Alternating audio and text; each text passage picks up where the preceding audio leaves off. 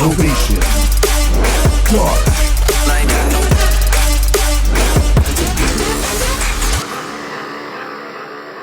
I've already hit the low. I've already felt the cold. So I'm never giving up, never gonna crack. Never giving in, never going back. Already felt below.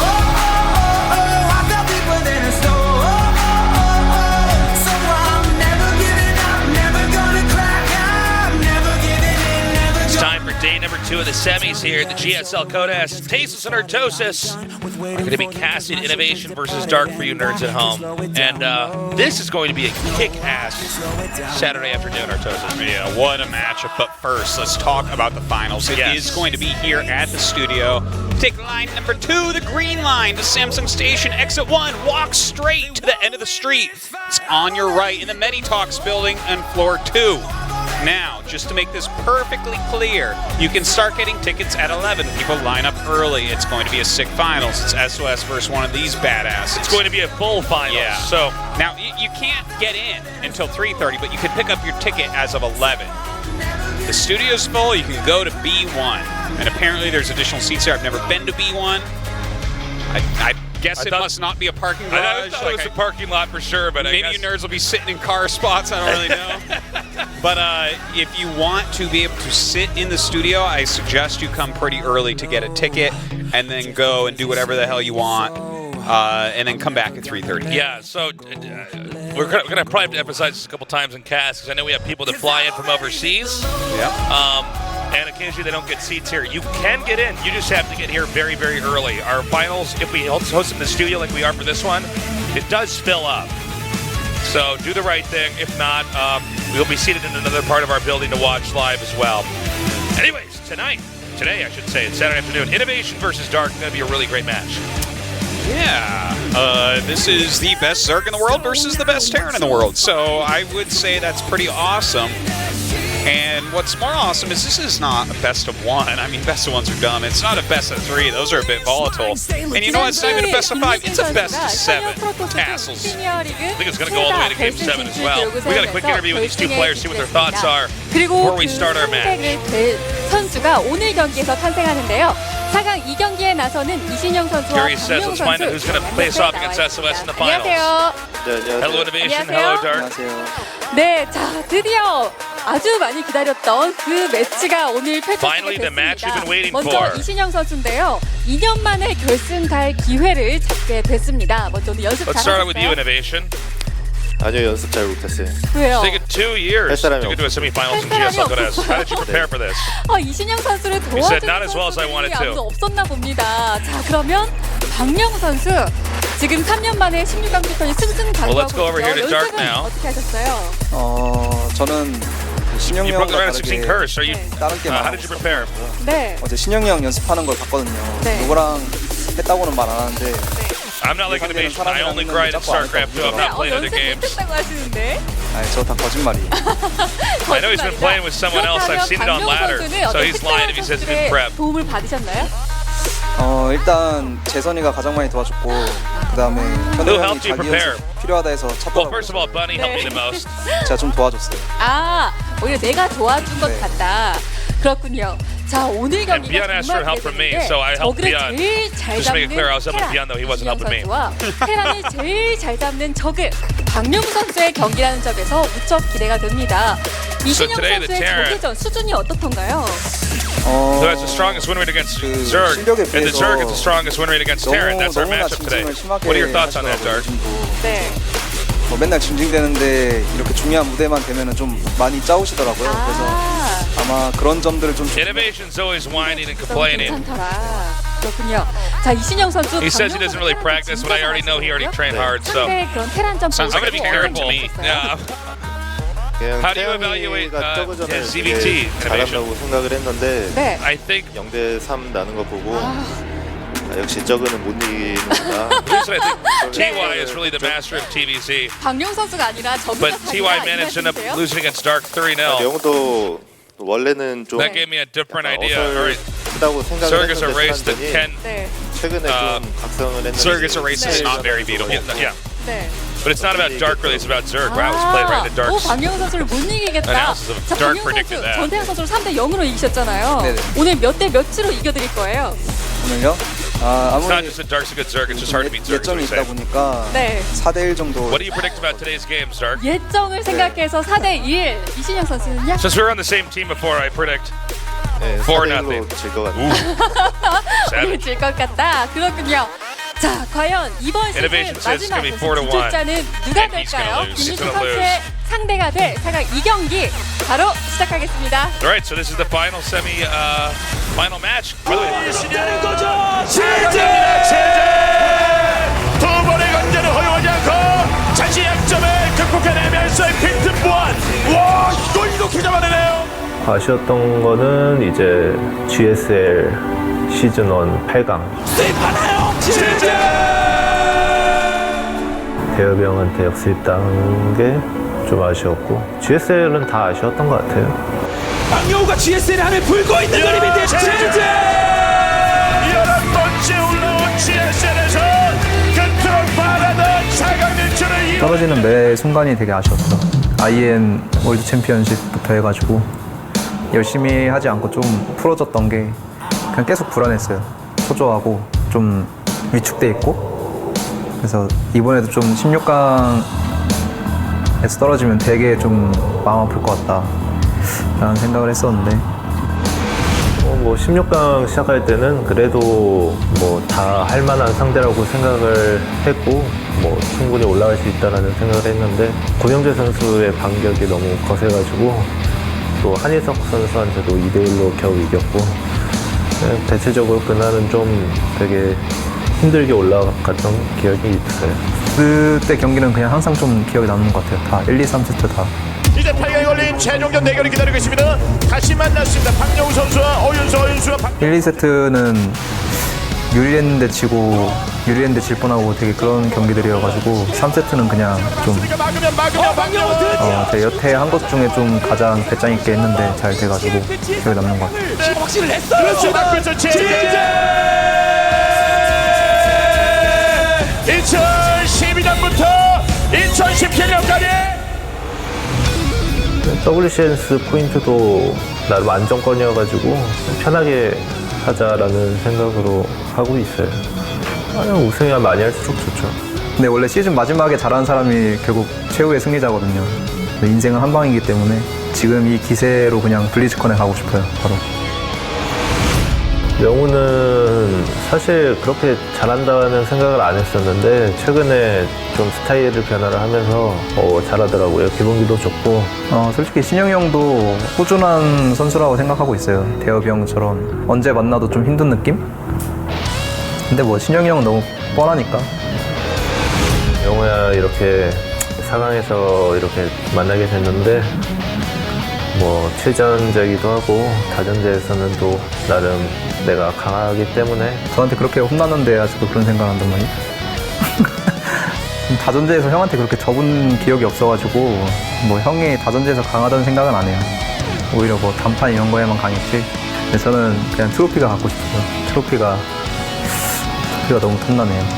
저그전 거의 한 10판 하면 한 판 이기더라고요. 그래서 지더라도 저그한테 진 거니까 별 아쉬울 건 없을 것 같긴 해. 근데 84%? 그거는 이제 기록이죠.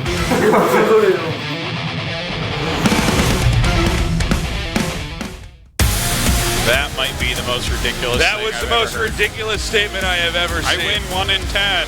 And they're Your like, you record win is 8.4 out of 10. What about that one innovation? He's like, well, that doesn't mean anything. That's just the statistics of how I do. It feels like I win 1 out of 10. You can't just cite the raw data. What about the feels? Yeah. Okay. Well, whatever. This is not a trash talk competition, thank God, but this is going to be a grade TVZ, and I am really looking forward to seeing what Dark is going to do here. Innovation is so solid, he's so stable. But Dark is a crafty player.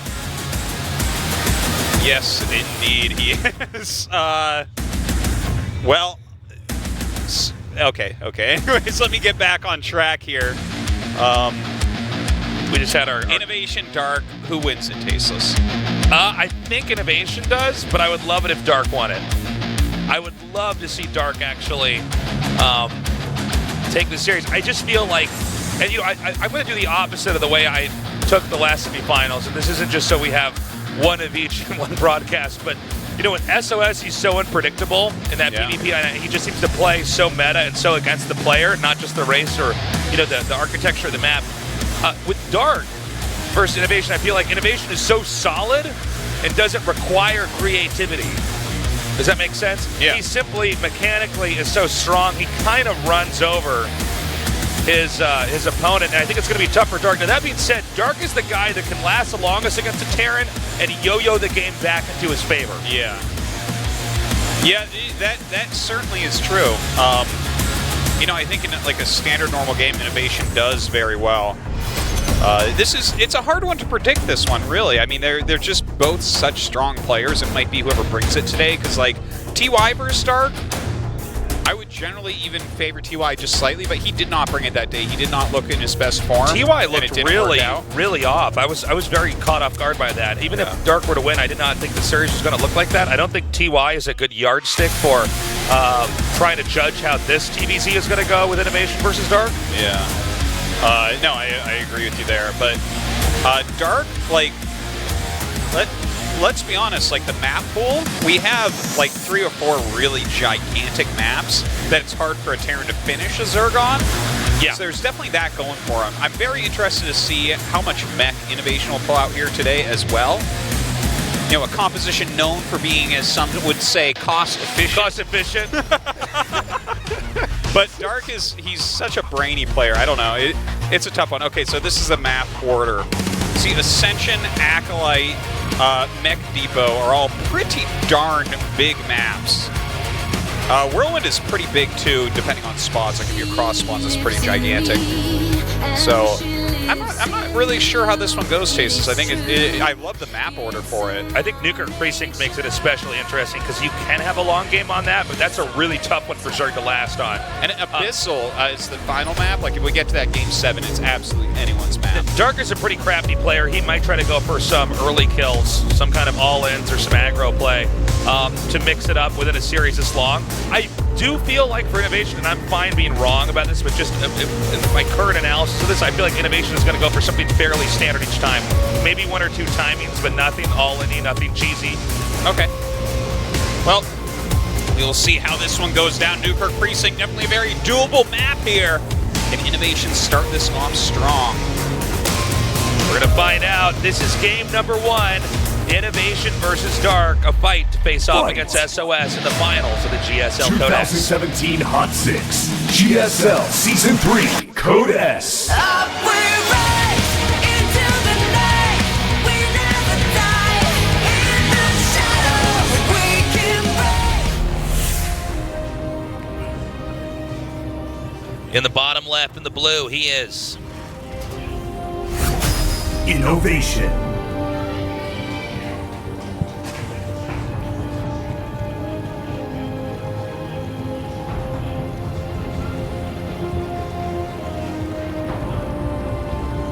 in the bottom right, in the red, he is Dark. So, while we start this up, I want to throw this idea out here. And I've been thinking a lot, like Prince on the train ride down here, I was really thinking about how do I view Dark as a player? Because I've always viewed him very differently. Yeah. And I felt like I was never really able to articulate it properly. But I think I've got a way to put it now. Okay. So Dark is crafty, he's got a lot of strategy, but he's sort of the opposite as far as how he produces his results from SOS. Thanks for coming down, guys. Hope you're enjoying the games. He's opposite of SOS. SOS takes control of the game. And great vacation to have with the excellent. family here. Thank you for bringing the family down You guys here. chose the right place to be today. Dark takes the game. Oh, hold on. All the way from Australia. Austria. Tastes never learned how to read. Do those look like Australians to you? That's right. How could Come I? on. So, this idea that I got. Oh, hold on. We're going to keep getting more of these photos up here. What's that, a Baneling ladybug? It's a Baneling and a Marine dancing behind it, Yeah. perhaps. A Marine might be in for a bad time. All right, Why don't you tell me your ideas? Let me now? see. I wanna Okay, hear no, you. not yet. We don't care about that All side. right. Yeah, we don't care about that one either. GSL forever. I'm with you there. So the thing with SOS is he takes control of the game. He punishes his opponent right away, and usually closes it out from there. Occasionally he goes for the long run, whereas Dark deflects everything his opponent does, and then closes out with a really clever series of counterattacks. In this matchup, especially with Ultras and Lings, and the Terran is pushed out or overextended so far, everything sort of collapses. Okay. And he does it in a very intelligent way, and I think it's easy to not pay proper attention to how he splits when he finally does get his Ultras out, where he's attacking and how he's throwing them off. But he's really good at it, and he's very crafty at delaying the game long after he gets to that point in time. You know, I think that, like, I totally see what you're saying, and I don't disagree, but when I think of Dark, like, he's like an aggressive Zerg that always knows how to transition out of anything.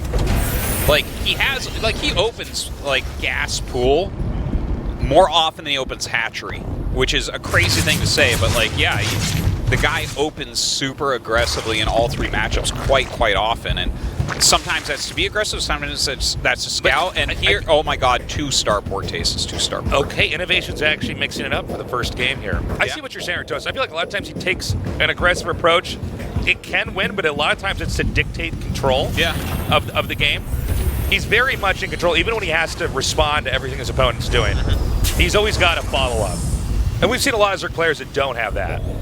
They get to you know, maybe like they don't know how to do 17, it 20 minutes into the game, and they're like, they're there. They haven't died yet, but they don't have any plan. Dark will oftentimes give himself a chance to win in the early game, and if it doesn't work, he's fine, whereas other Zergs will just fall apart from there a lot of the time. Anyways, I mean, this double... Did you say double starport? Yeah, double starport. Double starport play, very interesting. Is he going here. 2-star Banshee? It looks like I think he's going to get the Viking out first, and then maybe push Overlord's back. Yeah. So this is actually not what we were really expecting from Innovation, just as the player that we've been following for so long. And this is kind of a smart way to play right at the start of a series, because it's not going to give his opponent that much information about how a more ordinary game is going to look. Hyperflight rotors right to start. This is crazy. So Banshee speed rush. Literally, I have never seen this. Innovation bucking that kind of like that archetype that we had of him out of the way. He's going with something that's totally out of the ordinary. And this is especially good because Dark is known for not getting Spire until after he has Ultras. Like, that is a very common thing for Dark, especially on this map. And, like, if you could name a unit that's worse against Banshees than the Roach, I would really challenge you to do so. Like, I have to say the Ling or something. No, I think the Ling is better. Maybe the drone. The but the drone can turn into a spore.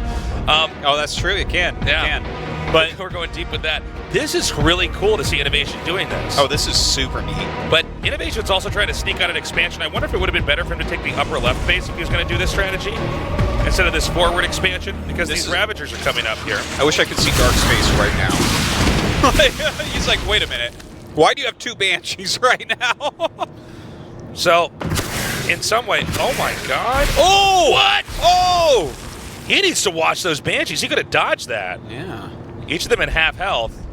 This actually takes some of the wind out of the sails at the end. We're going to request a pause. Looks like there might have been something wrong there, because that didn't even make sense that that he got hit by those.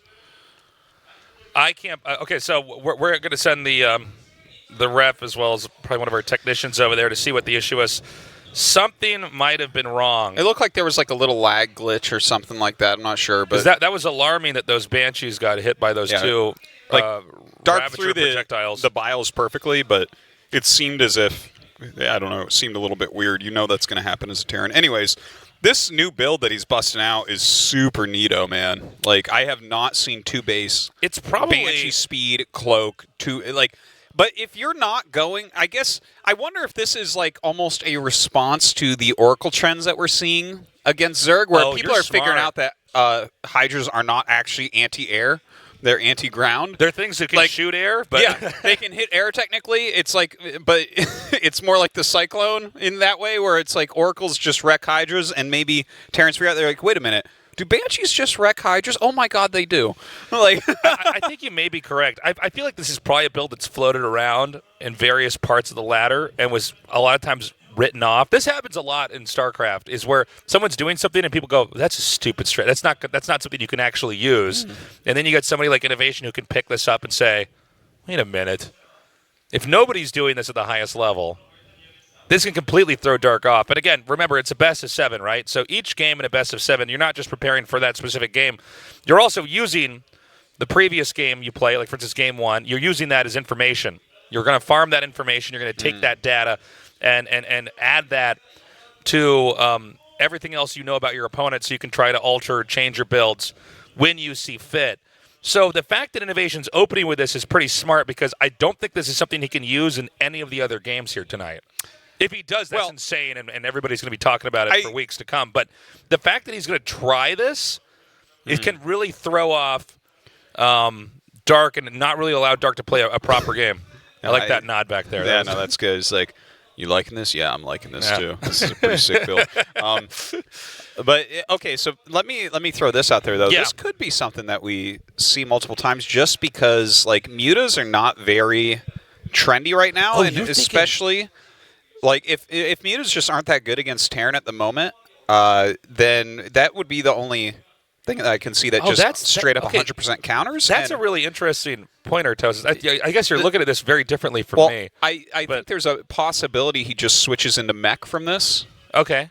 Because he's not going to switch into bio. Like, he could stay on Sky Terran, but yeah.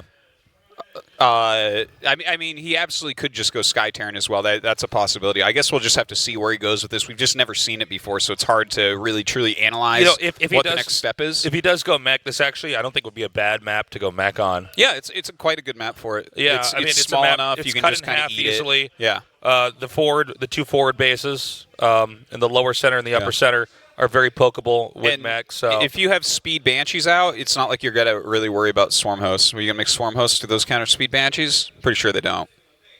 I also think that this is really making me think a lot. I think Innovation thinks the game is Innovation's saying the game's feeling a little bit light, so we're going to try to get that sorted out, and we'll be jumping into this game as soon as possible. It's kind of funny. This rarely ever happens here at GSL, but I would imagine we'll probably get back into this game pretty quickly. Of course, a lot's on the line for both of these guys. And, of course, with those corrosive biles connecting on the Banshees, like, Banshee speed's great, but you do need them at full HP before you start to harass with them. Yeah. You know? And on some level, that's almost inexcusable to have those corrosive biles hit. We always see this, right? Players shoot out a few corrosive biles because the ability is there, and there's really nothing that's going to penalize you for trying to do it. Yeah, it shoots really quickly. But the odds of it actually happening in a pro match where it connects, when it's like you're just hoping that they switch in this their case, action. the Banshee is like just flying Yeah. through, and he put it in the right location, but then it connected, which was really bad. And I did see a little weird lag glitch as it was being paused. Did you? So, yeah, obviously I have no idea why that would be. Maybe his computer. Maybe we have to restart the computer or something. But, I mean, you can resume from replay, so it's not that big a deal. Yeah, we'll get it sorted out. Because surprise is definitely a big part of this build. This is probably an issue where we have to have our tech guy look at it. Wizard. We never mentioned. Yeah. Formerly known as the Golem Wizard. I guess he's the Afrika Wizard now. Yeah. And then we have to have the actual referee look at it for fairness play. So there's probably a variety of different ways. We could either resume the game from here, resume the game from replay after we check. Is that a KC hat? That's where I'm from. You know how rare it is I see a Kansas City hat out here? Pretty rare, probably? Pretty damn rare. Yeah. Occasionally you see a Korean with a Kansas City hat on, and I'm always tempted to go up and be like, she's in the "There's hot a Royals six hat." zone. Yeah, that is. Okay, it's Royals. Look at that. With some dark support there. That's crazy. There's somebody from Kansas. Wow. Okay. Small world. You understand? I mean, Kansas City is like not exactly like on the map, you know, with other cities like New York and stuff. So that's kind of cool. Yeah, it's definitely not a city I think of when I think of America. Yeah, not the first one. No. Maybe not even the sixth one. But did you live in Missouri or Kansas? I lived on a state line. Yeah, but which state did you live in? Because you lived in one of them. He acts as if he lived in nowhere. He has no passport and stuff. What state did you live in? What is that? Oh my God! I lived on the Kansas side. I went to school in Missouri. Okay, thank you. So I got you lived the in best Kansas. of both worlds. Yes, I lived in Kansas, but That's really, so I funny, kind of was in both of them.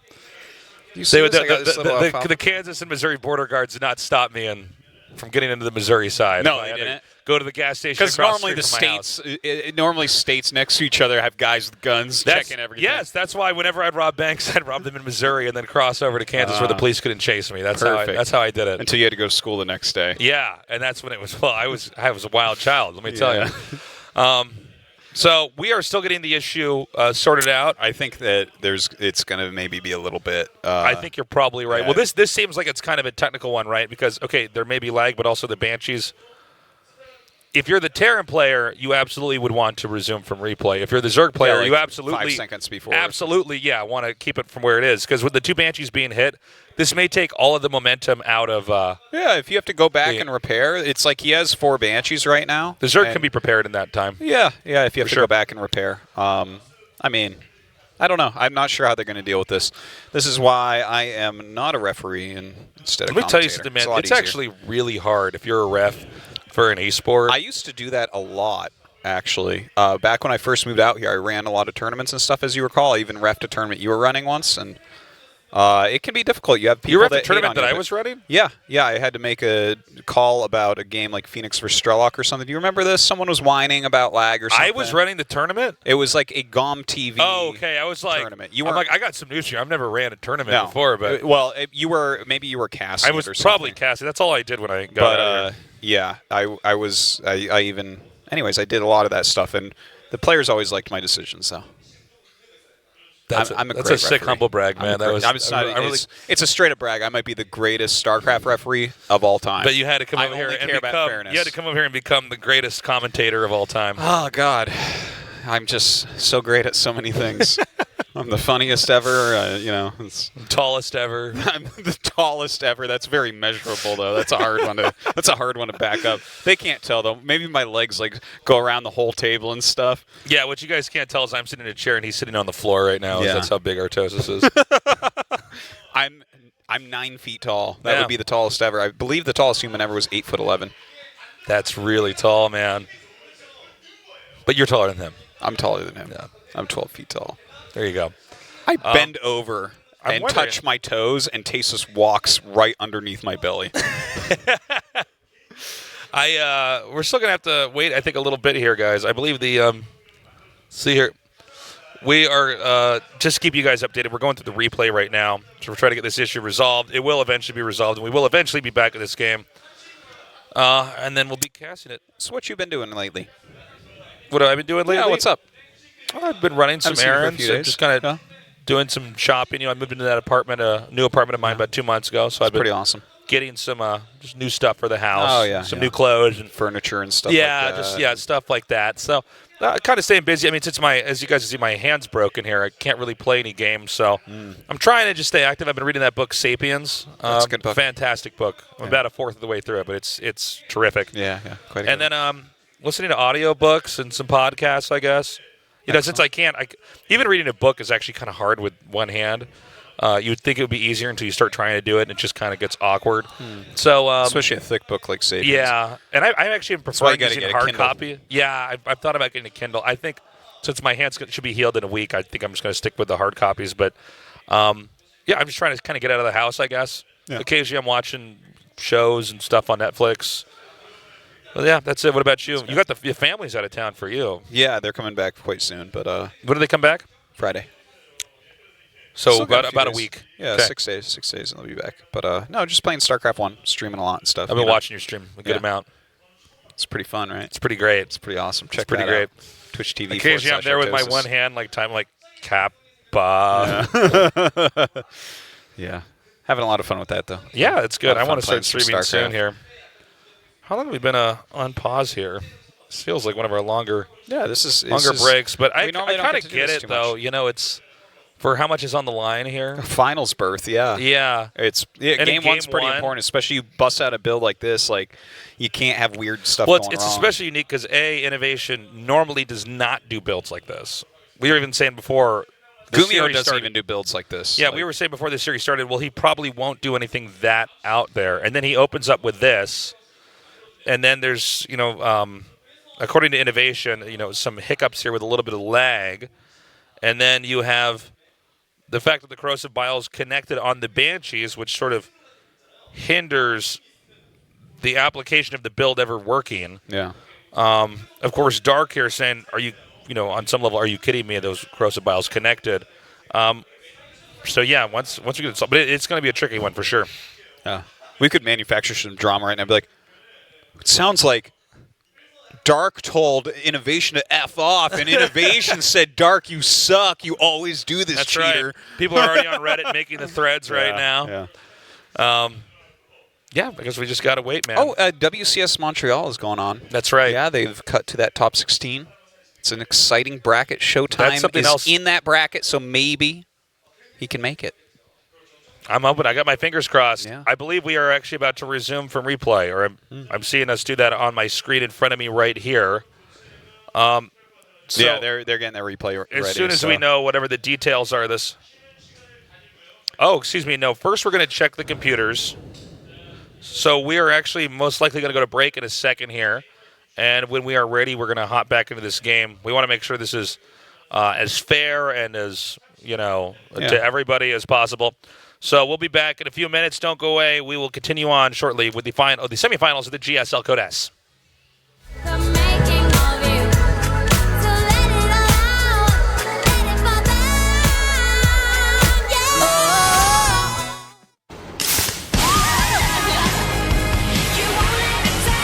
언제 어디서나 깔끔하고 상쾌하게 이런 게 트래비 스타일. Stylish Sparkling Water 트래비. 김진수 선수를 모시고 이 얘기 한번 나눠보도록 하겠습니다. 네! 광고를 하시잖아요, 퓨마 오늘. 네, 이거 좀 보여드리겠습니다. 오, 자 여러분 오늘 이거 드립니다. 이거예요. 네, 만지지만 내 거다. 벌써부터 지금 김신욱 형님 별명이 뭔지 아세요? 뭐예요? 백아사비? 아우! 얼굴로 웃기기 없잖아요. 김진수 화이팅! 퓨마 화이팅!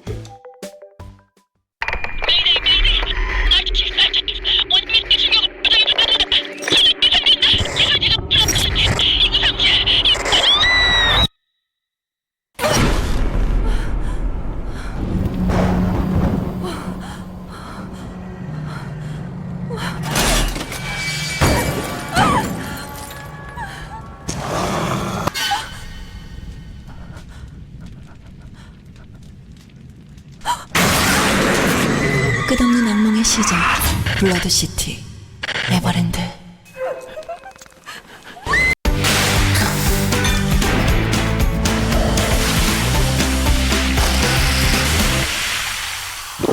언제나 변함없는 이 맛이 좋다. 시원하다. 칠성사이다가 좋다. 맑고 깨끗한 칠성사이다. 왜 이렇게 X 생겼냐? 가슴 짱네. 게임 쓰레기처럼 하네. 니다 같은 칼로 죽여버리고 싶다. 사람이 많이 부정적으로 변하더라고요. 사람을 마주치기가 좀 무섭고 어디론가 숨고 싶었고 정말 죽고 싶죠. 여자로서 굉장히 수치심이 느껴졌고 밥도 잘 못 먹고 잠도 잘 못 잤어요. 당신이 작성한 한 줄의 악성 댓글 누군가에겐 평생 상처가 됩니다.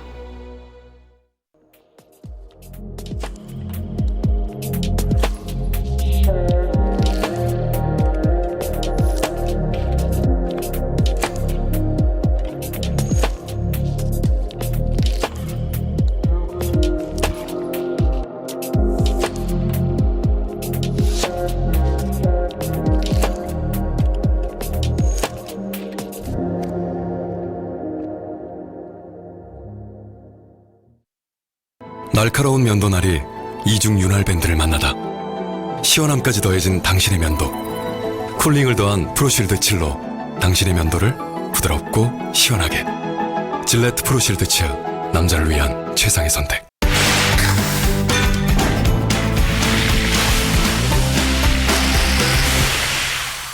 언제나 변함없는 이 맛이 좋다. 깔끔해. 칠성사이다가 좋다. 맑고 깨끗한 칠성사이다.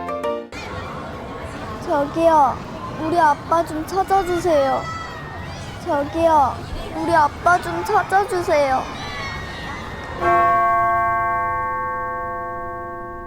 아빠, 이제 나와도 돼. Halloween 2 is back. 카차, 카차, 카차. 카카오 닙스차. 후디스 카카오 닙스차. 뭐 마시지? 좀 가볍고 몸에 좋은 거 없나? 새로 나온 카카오 닙스차. 어때? 우와! 카차, 카차, 카차. 카카오 닙스차. 카차, 카차, 카차. 카카오 닙스차. 카차, 카차, 카차. 카카오 닙스차. 한 번 맛보면 이 매력에 쏙 빠질걸? 건강함에 쏙 빠지다. 후디스 카카오 닙스차.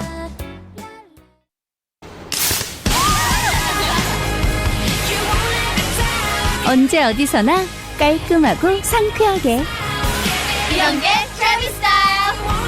Stylish Sparkling Water 트래비. 김진수 선수를 모시고 이 얘기 한번 나눠보도록 하겠습니다. 네! 광고를 하시잖아요, 퓨마 오늘. 네, 이거 좀 보여드리겠습니다. 오, 자 여러분 오늘 이거 드립니다. 이거예요. 네, 만지지만 내 거다. 벌써부터 지금 김신욱 형님 별명이 뭔지 아세요? 뭐예요? 메가사비? 아우! 얼굴로 웃기게 없잖아요. 김진수 화이팅! 퓨마 화이팅!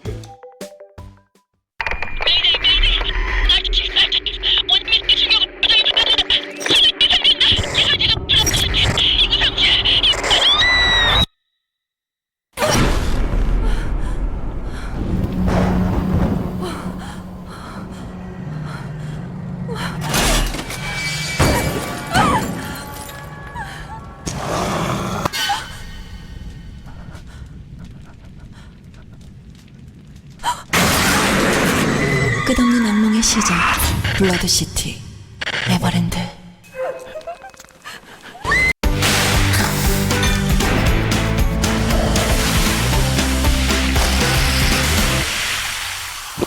언제나 변함없는 이 맛이 좋다. 시원하다. 칠성 사이다가 좋다. 맑고 깨끗한 칠성 사이다. 왜 이렇게 생겼냐?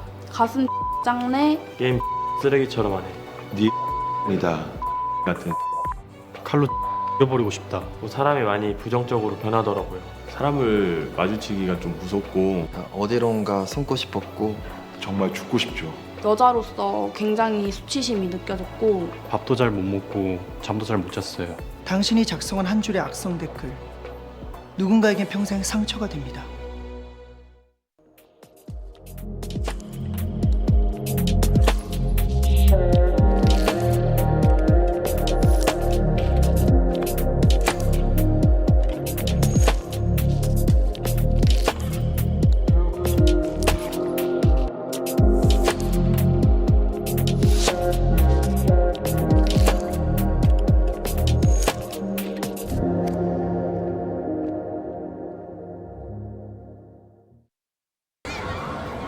저기요, 우리 아빠 좀 찾아주세요. 저기요, 우리 아빠 좀 찾아주세요. 아빠, 이제 나와도 돼. Halloween 2 is back. 카차, 카차, 카차. 카카오 닙스차. 후디스 카카오 닙스차. 뭐 마시지? 좀 가볍고 몸에 좋은 거 없나? 새로 나온 카카오 닙스차. 어때? 우와! 카차, 카차, 카차. 카카오 닙스차. 카차, 카차, 카차. 카카오 닙스차. 카차, 카차, 카차. 카카오 닙스차. 한 번 맛보면 이 매력에 쏙 빠질걸? 건강함에 쏙 빠지다. Innovation.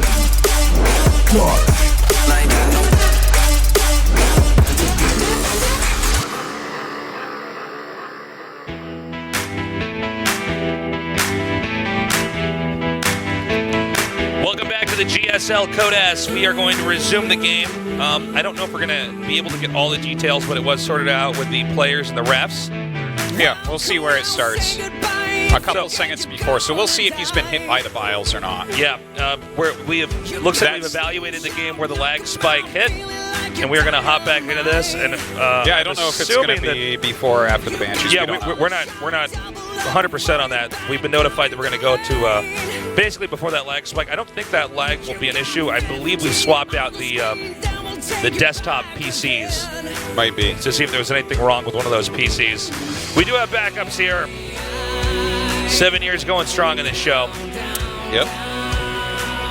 So, I'm just excited to get back into this build order. For anyone who's just tuning in, do not forget that we have a 2-port Banshee Hyperflight Rotors build. 2-port Banshee, something from Wings of Liberty for TBC. You know, right now the Muta is super not popular, and Dark especially doesn't like the Muta, in this matchup at least. So, I'm not too surprised to see this. Well, I am super surprised, but I guess it would work against Dark better than most people. Okay, so we're starting before that. So yeah, the lag spike was like right back here. So it looks like... Okay, so if he can hit him this time and Innovation wants to restart again. That's where we got to start questioning. So, looks like the strategy will go untainted here since the Banshees have not been damaged. Right now it's a 3-base Zerg against a 2-base Terran who's getting a 3rd base on the way right now. And Banshee production is not going to slow down for a little bit. Yeah, and that speed upgrade, of course, does take a while. It's like a Dark Shrine, basically. I don't know the exact time on it, but it's such a long upgrade. It's kind of crazy. So Double Forge on the way. We don't know yet whether this will be Mech or Sky Terran. Or not Double Forge, Double Armory. Whatever. He's whatever you call those things, I don't know, man. So he's got the Hellions along with this. Now there are Ravagers down here to block this out. The question, of course, when you see a build like this, is first of all, how much damage does it do initially, and then how much longevity does this build have later on? Okay, so as you can see, he's gunning down workers very quickly. Already 4 kills, 1 Banshee badly bruised, immediately cloaked. Oh! Losing 1. Dark is ready. Okay, so double factory being added, this looks like it should just be straight into mech. Like some siege tanks probably going to be needed if he's not going to continue on too much Banshee production. Of course, it looks like Hydralisk upgrades coming, Roaches as well. I'm not too familiar with how this is supposed to pan out, but is there any possibility that it could be anything like weird, like mass cyclones? I mean, we've seen some people experiment with this, like the mobile mech style. Yeah, it which could be. Kind of goes against the way we think of it being mech, because even though I think, you know, we call mech because it has mechanical units, usually it also points to not pushing out and turtling, but there is a variant of that we've seen. Just based on the map, I think that siege tanks are the way to go, especially considering the units that we're seeing out of Dark. And he made 2 tech labs. So yeah, okay, siege tanks get started. Battle mech, I think, is for bigger maps so that you have some mobility to it. And you have some counterattack potential, whereas this map, Newkirk Precinct is so small, if he just makes like if he maxes out mech units, and it takes like, how many sieges to get into Dark Space is like 3? 4 sieges? Not very many. It's very few. The leapfrogging basically doesn't take a long time is what I'm trying to say. Yeah, I know. I see what you're saying, because on a map like this, it's very easily cut in half. Like, there's bases that the Terran will get, there's bases the Zerg will get. There's not really any shared expansion. I mean, you could draw a line right down the middle. And if you do go for that really turtley style, you're very, very much so able to start to poke these front bases like this one over here. You wouldn't be doing it just yet with tanks, but later on, you can hit it, and you're basically still covering your side of the map. Yeah. It is a very small map in a lot of ways. Now, these Banshees are actually not really getting that much done, considering he's put a ton of money into them, but this has been good defense so far, in my opinion. It's important to note that while these Banshees have been a threat this game, oh my god, you know, you can see, he's only got 3 remaining. So when you see them invest in that, you have to remember that, okay, yeah, those Banshees are scary, they killed some workers, but at the same time, that's a lot of gas that was not going into getting the factories out faster. Yeah. So I would say, tempo-wise, I think Dark is in much better shape. This game is definitely going the way that Dark wants it to go. Yeah, this didn't work out that well for Innovation. Part of that can be the pause as well. Let's not forget, like, when you pause, if you haven't seen this before, I'm sure Dark spent most of that time thinking about every next move he'd be making to counter this as well. I don't think that that's necessarily going to be the reason why he wins or loses this game. But you know, he's making Vipers right now, and Viking production just started, so that scares me a bit for Innovation, because these siege tanks will not fare well against Vipers if you don't have the Gumiho type defense of a million billion Vikings to hold them back. So the fourth base is now being taken here by Innovation, but Dark is maxed out. And Dark may want to try to attack into his opponent and start not only killing off Innovation's units, but killing off some of his own units to start to make higher tech stuff. Ouch, that was a big blow. Yeah. That was like 10 supply killed right there. That's so funny. Look at those roach bodies. Okay, so he's going to come in here. Now, one thing about this army that Dark has is it's pretty mobile. And he can come in here and pick certain fights and then stay out of range of the tanks. And I don't think it's going to be very easy for Innovation to try to push up here. Viper's now in the group here. These Vipers are really where things can go very poorly here for his opponent. Now, here we go. The Vipers coming up, and that is a great Blinding Cloud. Some great abducts as well. Lots of these units going out. Oh, my God. That Blinding Cloud on the left as well. So sick. Yeah, he's doing a brilliant job here, and this is going to be possibly impossible. That's not the best way to say it. It's possibly impossible to recover from because he lost all those tanks, which are being built up. And there's enough Hydras here and Roaches. He can still get these remaining tanks, which means this expansion should be forced to lift off. A lot of workers are going to be killed off. And not just this base, but the upper left base as well. Wow, very rough beat here for Innovation. Sick. Getting just slaughtered. And I think a lot of this goes down to the Banshees truly didn't buy him any time. Yeah. He was starting to counter the Vipers, but they simply came too quickly.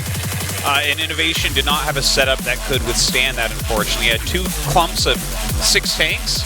If every tank had been split a bit better, maybe he holds on just barely there and the game can go on, but Dark just being very, very sharp in this game, number 1. So, one thing to note, Innovation was playing outside the box and he was punished for it. Innovation did not build his success, he did not build his career by being a creative mastermind. He built it by being bigger, faster, stronger. And I think we're not going to see Innovation try another build like that, at least in Game 2. Because I think he needs to go for more of what his strength is, the push. Because Dark is actually okay if you throw something weird at him. Yeah, he's more flexible than other Zergs in this way. And I think that's why we kind of view him as the best Zerg out there, is he sort of holds everything. Yeah. So going into game number 2 on Ascension to Ire, let's see what exactly Innovation has in store for us and if Dark can handle a more standard game. Or does Innovation maybe in a crazy sense double down and do something else out there? I don't know. We're going to find out. Let's get ready for game number 2, Innovation versus Dark. 2017 Hot 6, GSL Season 3, Code S.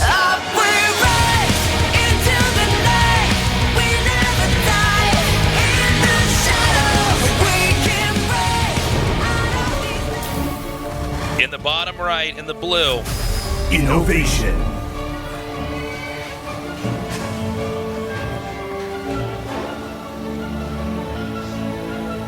Not looking too happy there. no. He's had a bad start so far. In the upper left, in the red, he is. Dark. Yeah, I mean, it's definitely going to be a blow to your morale if you're Innovation. First of all, the pause and having to resume from replay, and then Dark completely shutting him down. Yeah, that was a brutal shutdown as well. And this map is harder for TVZ. It's just such a long map. If you want to go a bio route on this map, normally people try to set up a bunch of siege tanks in the center and base everything off of that.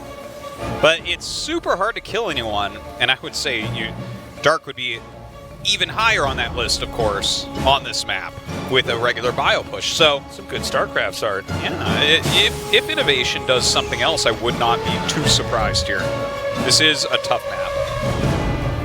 Yeah, the general rule is that Zergs prefer maps where they're farther away from their opponent because the burden of that race in this matchup is growth, where the burden for Terran is to push and stop the growth. So the farther apart you are, the better it is for the Zerg. It's not imbalanced, but it requires you have to basically play around some of the features of the map. Yeah, when you're trying to rally Marines and the Zerg is just going to get there so quickly. Traveling on creep, you're pushing into them, so you're already close to their rallies. Zerg has production speed as one of their main strengths overall in the game. So a lot of things kind of work against you in that way, but we'll see where Innovation wants to go with this. It's hard to say at the moment. Like, something like that Speed Banshee build could be used here, and truthfully, it could work against Dark in that way as well, where Innovation didn't need a lot longer to make sure he held on against those Vipers, you know? If Dark had been a minute later or something, I'm sure that Innovation does not die. A minute's a long time. Even if he was 30, 40 seconds later, I bet you that Innovation lives right through that, especially if he knows it's coming. He can pre-split a little bit more and things like that. So, going into this game, we want to take a look at where the expansions are here for Dark and where he wants to expand and when it's going to start getting tricky. And on this map, to be honest, there's about 1, 2, 3, 4, about 4 more bases that the Zerg can take and kind of feel safe. It's really the ones that are closest to the top and the bottom that are tricky. And oh my God, wait a minute. Two starports? Yeah. What? No, okay. Dark is even more prepared this time, though. He's going Overlord speed. Yeah. Really okay, quickly. So, the way that at least I came into this expecting Innovation to play is completely off, because I'm so used. I mean, we've been casting Innovation for so long, and you know, people that watch him, they know he's generally, you know, typecasted as like a robotic player, right? You know what he's going to do, and that's not the tricky part. But now, and I'm not saying that this strat that he's doing is not something that you can't normalize, but this is very, very different. He's sort of revolutionizing the way that we can look at this matchup. Yeah, and to be fair, you know, I think part of the reason why people think of him as some sort of machine that always does the same thing is just because of his mechanical proficiency. Because, when it calls for it, like when other Terrans fail, Innovation does not. And that does require some flexibility in his play and some creativity in his play. So, you know, to be fair, he's always had some amount of this. But this is a wild build that you would expect out of Gumiho, basically. Yeah, pretty much. And in fact, we don't know. Maybe he got it from Gumiho. Possible.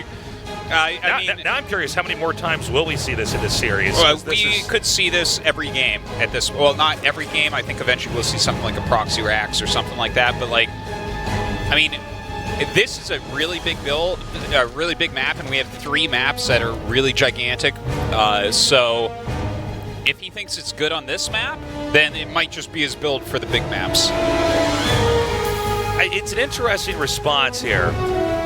The Dark did not have a problem with it last game, and that's it may be the same thing again here. And what's kind of funny about this is we might have a role reversal for the races, where because the Banshees are meant to keep the Zerg pinned down, this may be something that could, where Terran is trying to expand out and get more bases and go into late game, where normally the Zerg's the one trying to do that, and the Banshees are relying on keeping the Zerg back at home. So, well, you know, when you play mech, it does put the shoe on the other foot in a lot of ways. Bio has to be aggressive because it doesn't scale as well. Mech scales beautifully, you know, as you start maxing out and get all your upgrades and stuff. Mech just becomes very, very powerful if you have the right unit comp. So, you know, kind of putting that burden on Dark and saying, okay, you come kill me, is neat. I like it. But it looks, so far the game looks exactly like it looked before. Yeah, and Dark in the last game was so solid. It was Innovation flying around, losing units and trying to get in Dark's face, and Dark slapping it down, and then Dark eventually marching across the map and crushing Innovation. Now, some of that also was due to the really good blinding clouds. Yeah. The harpooning of the tanks, how well the attack itself was executed. So it wasn't just about who had what at a certain amount of time, it was also about the execution with those units. Now, 2 spores already up here. Let's not forget that Dark also just straight up skipped out on making a lot of Roches or Ravagers, so he has less of that than last game. He's countering this all more efficiently and more quickly than previously, but Innovation is getting into the factories more quickly. He's spent less on Banshees before that. He's only gotten 1 armory before adding on those factories, so we see lots of little changes on both sides here. So, with the Banshees not being picked off at the same rate, this does still give some leverage to Innovation to keep the threat on the Zerg. If Zerg leaves at any point in time, Terran dives in and kills everything inside of his base. And I guess you could, if you wanted to, just go shoot down the Spore. Yeah, if the queens aren't there, you can do it. Yeah, it's one of these funny things where we're so programmed people that have played the game for a long time to just assume the Banshee must avoid the Spore, but Yeah. if you get enough of them, it's actually completely appropriate to just dive on top of the Spore. But the real threat for the Banshees is the Hydra's on the creep. Look at this. Look how fast this can be taken out. Well, if you could do something like force a cancel on a fourth base, that's gigantic. Oh, it lives! man. Oh, wow, and 2 Banshees broken off from there. Yeah, that's Crazy. too bad. That was around under 100 HP there. He almost killed that. One more volley and that does get killed off. So a little bit of a rough beat there, but look, Innovation's getting his siege tanks out. The Hive has been started, but it will be a while before he can actually get those Vipers out and push across the map. With the extra minerals, he has some Hellions that are out here. Another unit that we're not really highlighting here, but is also used to keep the Zerg pinned to his base. But the backbone of the mech army is going to be the tanks, which he's getting in high numbers. And the more of those he gets, the more push potential he has, and the more secure he is back home.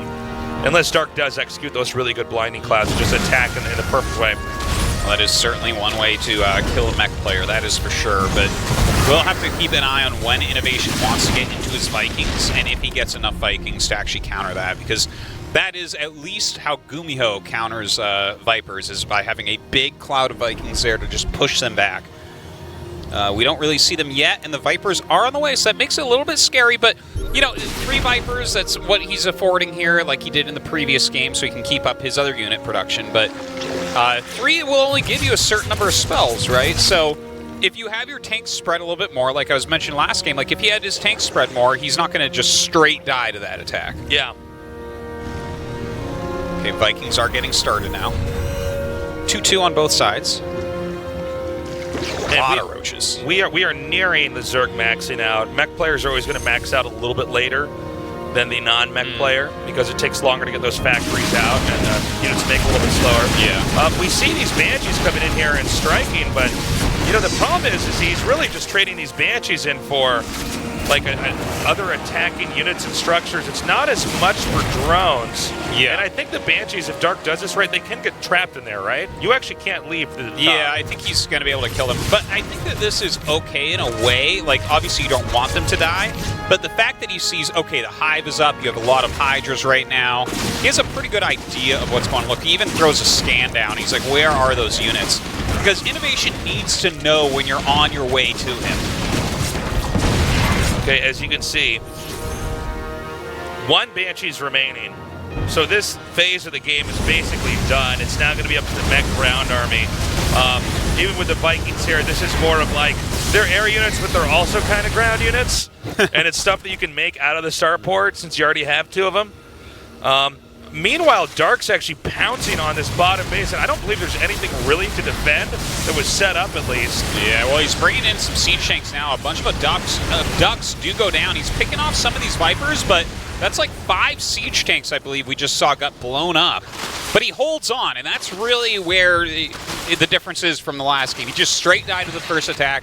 But here Innovation is with 4 bases, and it doesn't look like he's about to die at all. But Innovation's also, he might be spread out kind of thin here. You see that there's a smaller army up here at the top, and there's not enough to defend. He sent 3 tanks up there, dare I say clumsily, without other backup. And those were also taken out. And as long as the tank count remains low, Zerg can keep trying to dive on top of his opponent. Do you think we're going to see any Nidus network or anything like that? I see a Greater Spire on the way here. I think Nidus a little bit later in the game can be really strong. Innovation's still a little bit small, but when he starts getting stretched out and he's attacking and stuff, I love to see that type of play. But it looks like with that Greater Spire, that's a nice transition. Get some Broodlords in there.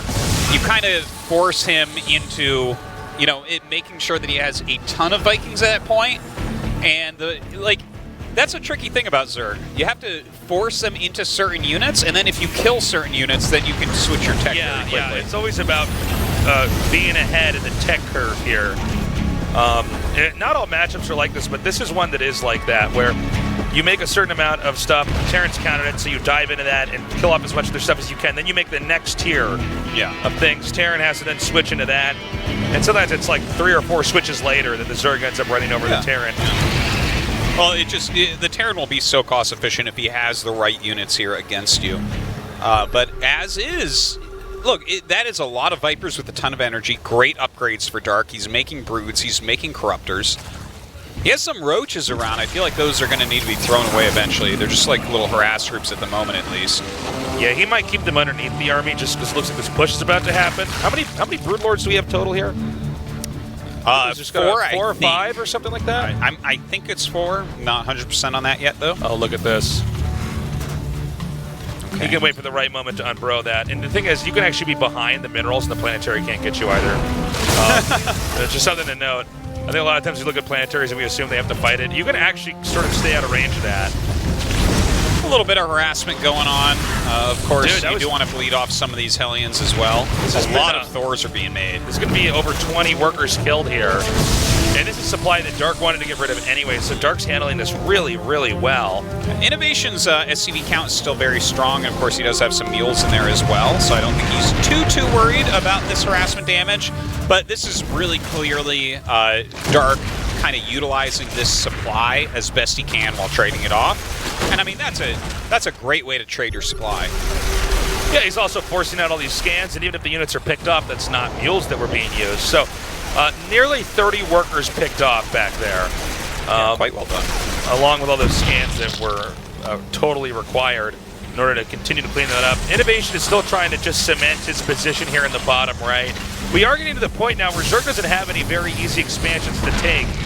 That being said, Zerg doesn't have to take any expansions right away, but just something to keep in your mind as the game goes forward is that eventually Zerg has to expand closer to the Terran, and that's sort of the game plan for Innovation with this unusual style of play here, is to rely on the fact that it's hard for Innovation to die in the mid-game, and he expands slightly slower than the Zerg does, but in the end, it's hard for the Zerg to grow.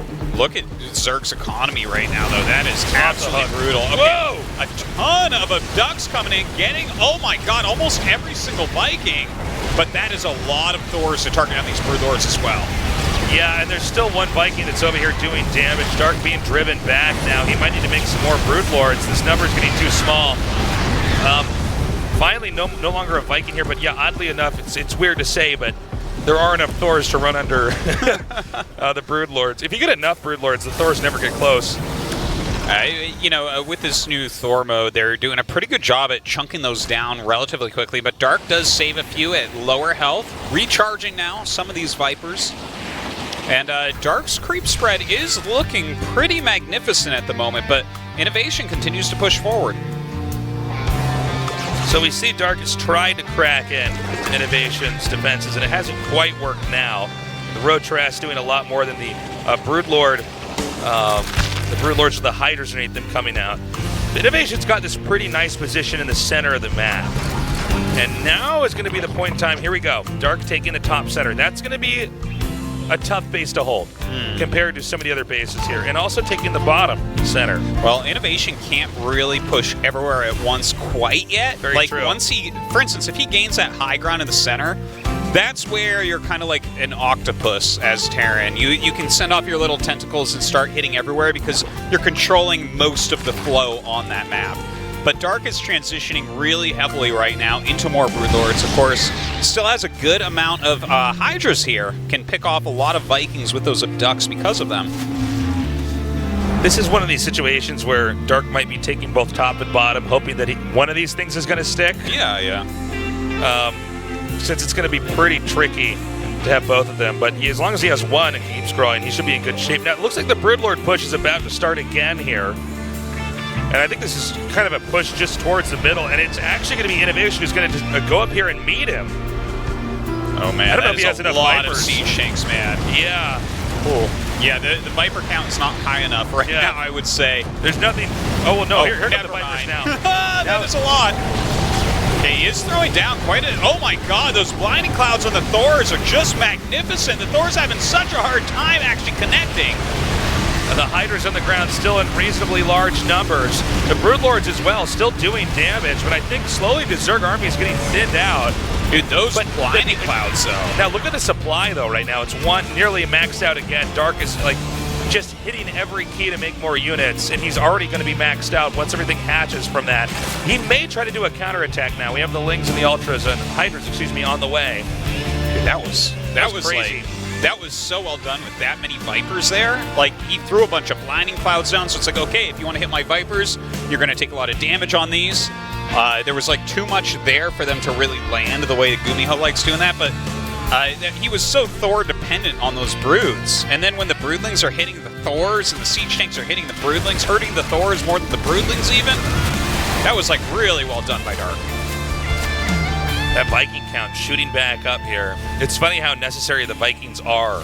Yeah. In this situation, since there are a lot of times the unit you don't end up paying as much attention to, but the Vikings are so necessary to actually combat the Broodlords, because otherwise the Broodlords with that army underneath them just can't be contested. That's so funny. Did you see he had a link? Yeah. He had a Zergling Brood there in the upper right to stop the landing, but it was misplaced, so the CC lands anyways. Yeah, there's just a Zergling right next door. Yeah. Like, oh, okay.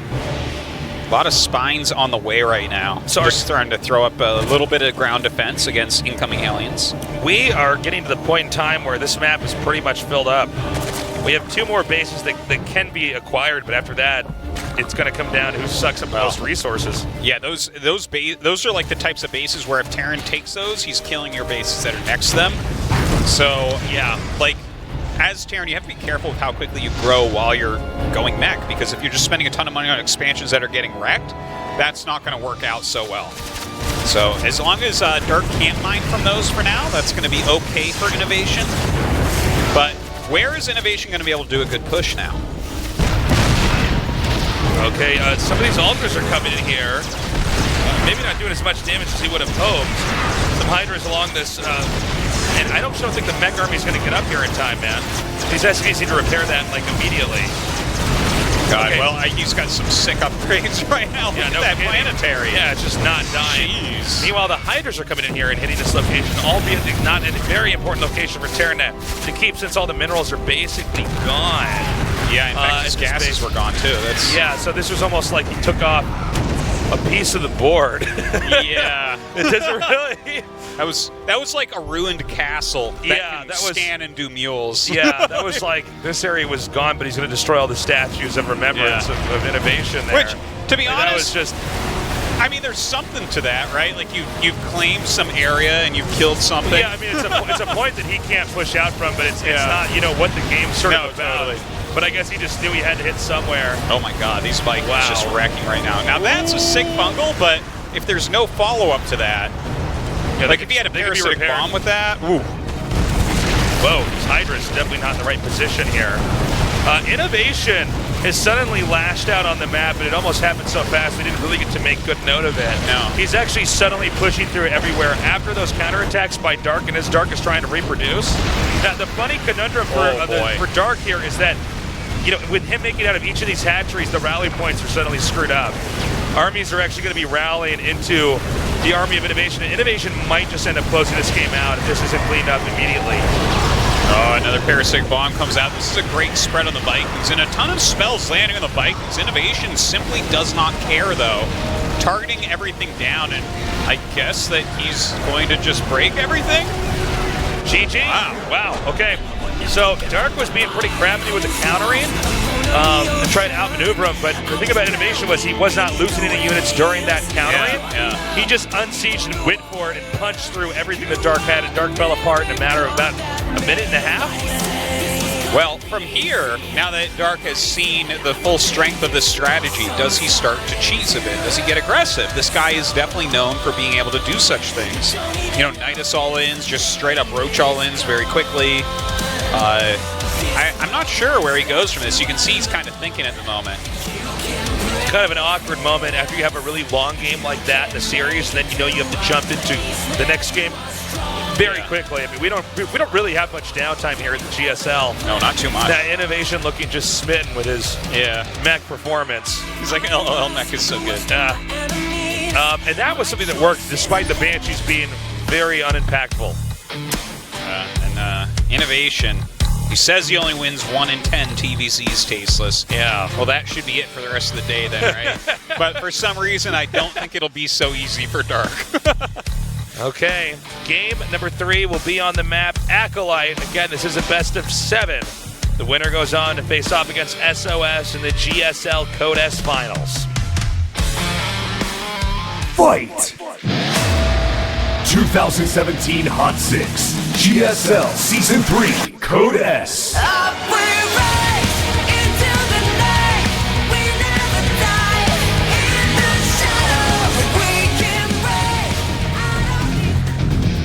In the upper right. Oh, dude, he's already sent a workaround. In the upper right, in the blue. Innovation. Yeah. Well, we had to have a proxy racks at some point. In the bottom. Oh, sorry, guys. I'm getting excited. I just want to talk about this proxy rack. In the bottom left, his mole. He is Dark. So is this just proxy racks Reaper? Like one proxy racks? Okay, so like if you I mean, it's gonna be very annoying. It's interesting because he goes for game one. He goes for the double starport, right? And we're thinking, whoa, cool. Is this the new norm, or is this something he's doing to try to throw his opponent off? And then in game two, he does it again, which really gets it exciting. But I think this is a smart move here in game three to then completely shift gears and go for the quick proxy. And he has double gas, so he has to be making a factory as well. Like, yeah, I know. He's fully committed. Here we go. Let's make it. I'm not really sure what we're looking at, but I am sure that Dark is not getting gas. He went hatch, pool, hatch. So generally you like things like Zergling speed or roaches against early aggression, and he's not really going to have either. So this could work out. Oh, proxy reactor. Well, because it's double gas, this, I'm guessing it might be Cyclone. I don't think it'd be Hellions. Because early on, I mean, Cyclones against, like, if you don't have Zergling speed. Cyclones are some of the snowballiest units. They really are. I mean, things just spiral out of control. If you do enough damage, it starts to stack up, and you start to lose at an exponential rate as a Zerg. This is a really good point. This is why I have the least respect for Terrans that kill people with Cyclones. Because it's like, oh, wow. You made Cyclones and your opponent wasn't prepared. There's really not much else to this. I love your virtue signaling of I like to play long games here.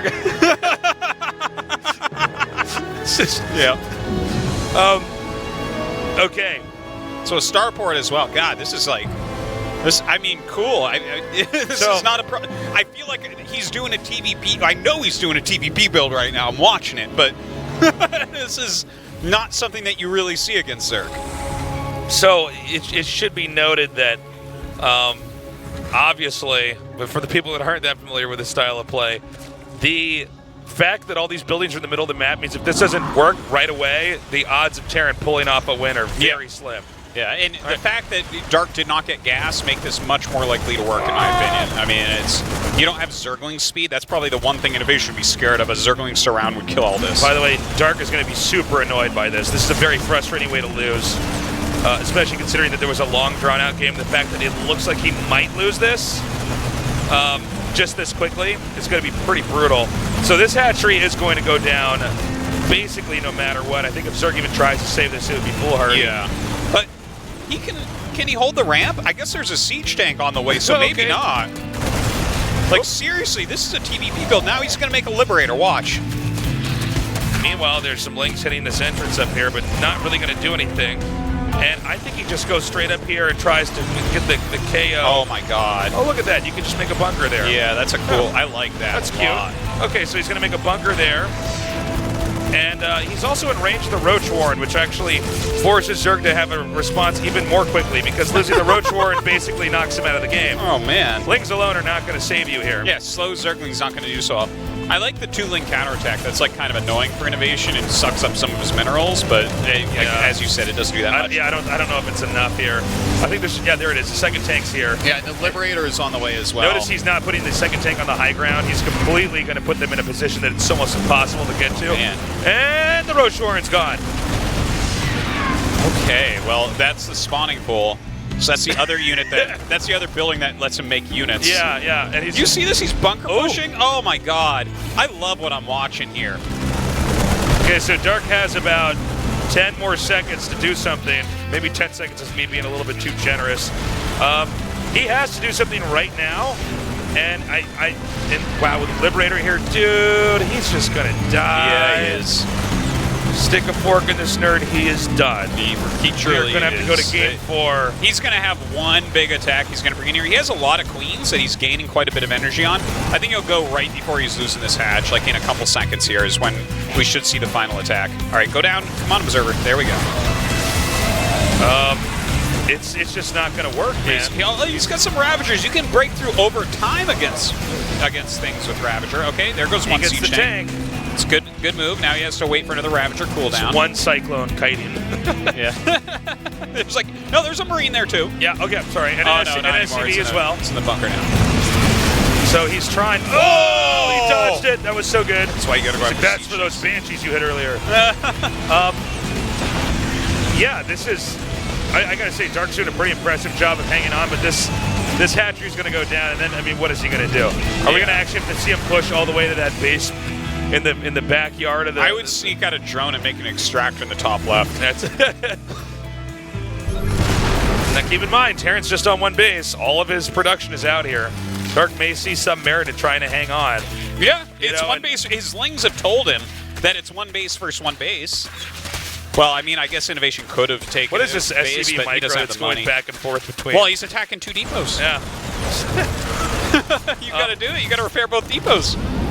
So he's, I have to say, Dark. Talk about tenacity, man. Yeah. This dude is not leaving this game. Tenacious Dark is what they call him. Yeah. He's the true Tenacious D. Okay, so he's getting rid of the tanks. Yeah, like over time, he is gaining some value with Queen Ravager, right? Like these units are not free, and eventually, like they're both on one base. And Dark is the only Zerg that can actually play from these positions. Like Dark doesn't need many drones to really give you quite a game. In fact, he's 5 workers ahead. Yeah, as strange as that is to say. Yeah. Despite about 70% of his buildings being destroyed this game. It's hard to push forward here as well because the Ravagers can just kind of punish siege tanks if siege tanks go too far forward. And as soon as you bring a Liberator up so that the siege tank isn't fully covering it, then you're just going to have to unsiege it immediately because Dark is going to bombard it with Corrosive Vials. So Dark is like does really... He have a that's a layer up there. Yeah, you know what I wonder, man? Could he make one Nidus Worm? Yeah. Into the main, pop out, kill the CC, pop back. Hold on. Oh, screw that. You bring a drone and you expand up there. Yeah. Just take innovation space. What is he going to do? Go across the map and make bunkers in his old main to kill you? This is actually getting really interesting. Dude, because the fact that Dark is hung on here, there it is. Nidus Network. Yeah, I think Dark is going to be able to take this. Taking some marks from the Tasteless playbook right there. Oh, God, look at this. That's where I love when I have an idea and then I see them do it and I like want to take credit for it. I'm like, see, I'm as good as that guy. Yeah. That's what's happening. Yeah, that's what's going on. And then me, I mean, I'm sure he'd be a good caster too, but, I got to do my job. So, this is very interesting because granted, Terran can just pop over and try to pick a fight. You know what's funny? Okay, if he pops through, I think he's only going to send a couple units in. Because if he pops everything in, Innovation can unsiege and go up and kill his base and float. Oh! Okay, he gets one more tank. But he lost a decent amount of Ravagers there. Dude, this is so crazy. Crazy, man. Oh, my God. Oh. Terran's about to get Dominion over this high ground here. And that's going to be really problematic. Dude, that Banshee is cloaked. Oh, is there no Overseer? I don't think so. Okay. Oh my God, he sent everything in. He sent everything in. So now Innovation has to go down and take Dark space, and Dark has to go take Innovation space. He better get his drones in there. Get everything in the Nidus. Oh no, get him in! Get him in! Oh my God. He left some queens. He should have sent everything. He needs to make a building fast. Okay, this is the craziest game this is so ever played. He needs to send all his overlords over. Don't let him die. Oh man, it's too bad he didn't put everything in there. This is too crazy. He has started a hatchery.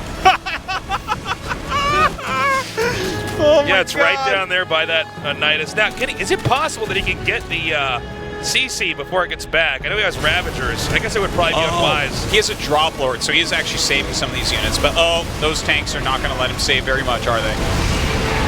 Get that drop lord over here! Look how futile this is, man. Oh my God, what do you save, Tasus? What do you save? You only have one drop lord. What do you bring? I think you bring the Ravagers. I think that's the most important unit. More than the Queens? Yeah. Ravagers have the Corrosive Bile. Terra doesn't have a lot of minions, not minions, a lot of workers to repair. Okay, they're running. Did the Marine see it? Does he see it? He can't kill it in time now. Oh my God, it's going to get away. Now, those man. are Queens off creep. Okay. This game is batshit insane, Artosis. This is the craziest game maybe ever. Yeah. They're actually taking each other's bases right now. I cannot believe Dark this. with his sneak expand over on Innovation's side of the map. This is so crazy. Now, Terran has not landed the CC yet. He exploded his buildings over here. Hold on. How many SCVs is there? It's 11 workers for Dark, 10 workers for Innovation, but Innovation has mules. I love how that's always a thing that everyone has to bring up. Like, but the Terran has mules. Okay, so oh my God. What is not clear is if Innovation is aware of both of the bases. We know just because a few seconds ago we spotted the one in the center left. I don't know if he's aware of this one at the. I think he's aware there has to be one in his main base. That only makes sense to have a base there, right? Right. Like that's the quickest place you can make it. It's so far away that you should be safe. But he might not necessarily have confirmation of that. But it seems like he's treating this as though the Zerg does have additional bases. Well, now we just need a macro game. Keep in mind that although the CC had to make the long haul across the map, Terran got to keep all of his production facilities. So Zerg is having to remake his tech. The spawning pool is only just now starting, so I believe Innovation's actually still favored here. Yeah. Well, that drop of Marines. Okay, so there's 3 queens, right? Jeez. The Marines don't have stim or combat shields or any upgrades. There's only one Overseer on the map as well, which should be noted. That is true. He has to actually be very careful with that. Oh, he has speedlings down here, so that's really good. Okay. So he can actually hold on to this space. And don't forget, he has creep in Innovation's main base. Also, it should be noted that that this base that Innovation's mining from was already being mined from earlier by Dark. It's his main. That's true. Imagine if somebody just showed up here in this game and was like, what's going on in this game? Be like, huh, Innovation's on one base. That's, like, that's actually Dark's main. Did Dark proxy hatch? Did he proxy hatch Innovation with that hatchery? Yeah. It's like, nope, that's not how it went down, actually. Innovation was the cheeser here, my friend. This is too wild. Where do you go from? Watch this. He starts like speed banshees. I'm like, no, this is too much. He goes into mech and eventually he loses. I'm like, wow, what a game. He's going stim right now. It looks like Burrow coming up. Okay, this is a smart play to start using these liberators like this. He's got enough he can checker this whole area. Ooh. Cannot actually get over there. Well, you can't hit those with queens from the right angle, right? I think he might be just out of range. But he can make a spore and move it out under there, so that's like kind of annoying. Okay. Guys, tell your friends that this is gone. This is like for a GSL Finals. This is the best Zerg in the world versus Terran in the world, and this is the game that we're getting. It does like nothing. And this was from Innovation cheesing, not Dark. This okay, might so be the most important thing that's going on the internet right now. Oh, it certainly is. Certainly. Okay, he's driven back imagine. out. I don't think there's a good angle now for the Liberators. It looks like he's going to try to come in on the upper left. But he's going to be... Oh, in range. Oh, this is actually going to go very nicely here. No, he can keep transfusing, right? He could actually... No! He messed up. Oh, no. He might actually just lose that location. Oh, that's why it's happening. I was wondering. Okay, so that really sucks that he lost those 3 queens. That's a really big deal. Because that was a very, very much a mistake. He was trying to manage 2 areas at once. Yeah, he's just going to run away with his drones. By the way, Terran almost has stim. Oh, boy. It's funny to think. I actually, for some reason, just assumed that stim was already part of this game, but it's not. Dark has an okay standing army, doesn't he? Like, he has speedlings, but how many roaches and ravagers does he have? I actually don't think he has an okay standing army. Does he not? I think he's got everything started a lot later. Now, he's making banelings. His +1 carapace. Now, see, here's what you got to do, Artos, is if Terran starts to push the upper right, you got to make a Nidus Worm and go into Innovation's now base, okay? We should reset where the bases are. Yeah, and it's the only way this game can end is if both the mains are mined out. That's the only way. Yeah. Nothing else can be taken. There's no other direction this game can go in. Uh-oh, hope you're watching! Oh, my God. That's a big kill. Every unit is so precious. Did he see that? He has to know. Killing that medevac, there's only 1 medevac out right now. Well, I love that he has Burrow for banelings. That's so crazy. Look at Dark and how clever he is. Okay, small counterattack here. That's one way to do it. This is so wild. 15 minutes in, I'm like, yeah, that 8 Zergling attack is going to kill everything. Oh my God. Oh my God, he's on him. Oh my God! Oh! Nice. Landmine goes off. That's sick too. There's only a handful of Marines left over. Yeah. Innovation's pushing out. If Dark wins this, I'm just going to go downstairs to get the trophy and hand it to him. I'm like, sorry, there's not going to be a finals. Oh my God. You're the true winner of this entire tournament. Well, if Dark is having this type of game against Innovation, imagine a Dark SOS finals. Oh, I would be okay with that. He can get these Ravagers over here and possibly chuck some more Corrosive Vials at these Liberators, especially if he comes from the right side. But this is tough. Innovation's pushing in here and pushing hard. There's also huge counterattack potential for the Zerg and that hatchery at the far left to try to come in here into the main.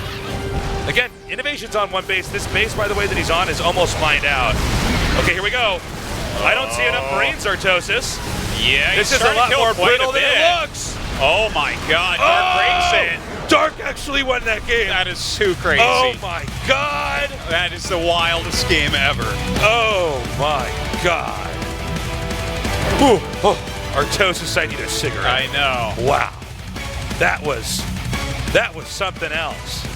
That's, we talk about like esports fan fiction where it's like somebody would like write up like, well, this is like my dream game, and it's like, yeah, but that's never gonna happen, man. That's not how this game works. Well, it just happened. The main switching is just too. It was almost like meant to be. It was almost too much. It's like, well, yeah, Nidus is the right call, and switching mains would be the right call on both sides if that were to occur. Wow. And now Dark leads 2-1, but it's a best of 7.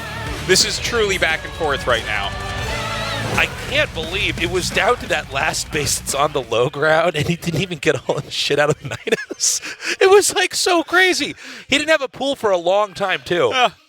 He was just sitting there with no tech. He's like, huh. Do you think Innovation should have actually tried to drag that out? A longer game? Like, did she not have pushed? Should he have tried to get expansions up, or I don't know. And we'll probably never see a game like that again, to be honest. Not. That was just...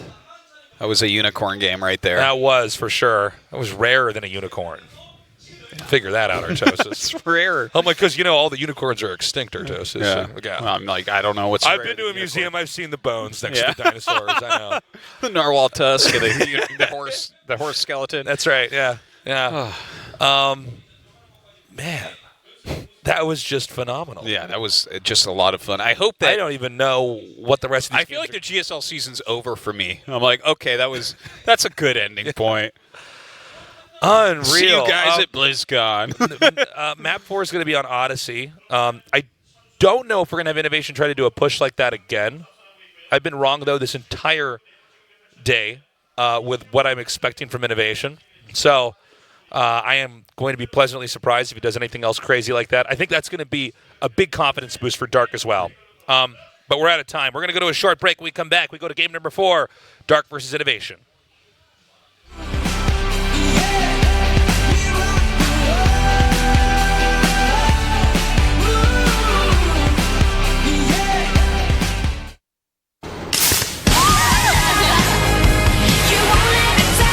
언제 어디서나 깔끔하고 상쾌하게 이런 게 트래비 스타일. Stylish Sparkling Water 트래비. 김진수 선수를 모시고 이 얘기 한번 나눠보도록 하겠습니다. 네! 광고를 하시잖아요, 퓨마 오늘. 네, 이거 좀 보여드리겠습니다. 오, 자 여러분 오늘 이거 드립니다. 이거예요. 네, 만지지만 내 거다. 벌써부터 지금 김신욱 형님 별명이 뭔지 아세요? 뭐예요? 메가사비? 아우! 얼굴로 웃기게 없잖아요. 김진수 화이팅! 퓨마 화이팅!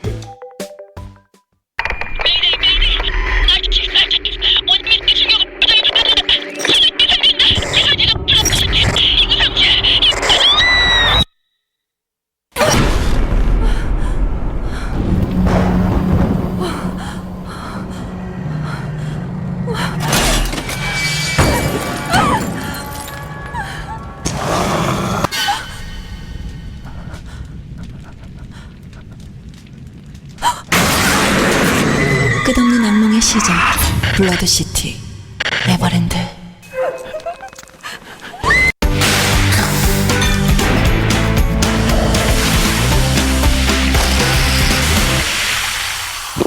언제나 변함없는 이 맛이 좋다. 시원하다. 칠성 사이다가 좋다. 맑고 깨끗한 칠성 사이다. 왜 이렇게 X 생겼냐? 가슴 짱네. 게임 쓰레기처럼 하네. 니다 같은 칼로 죽여버리고 싶다. 사람이 많이 부정적으로 변하더라고요. 사람을 마주치기가 좀 무섭고 어디론가 숨고 싶었고 정말 죽고 싶죠. 여자로서 굉장히 수치심이 느껴졌고 밥도 잘 못 먹고 잠도 잘 못 잤어요. 당신이 작성한 한 줄의 악성 댓글 누군가에겐 평생 상처가 됩니다.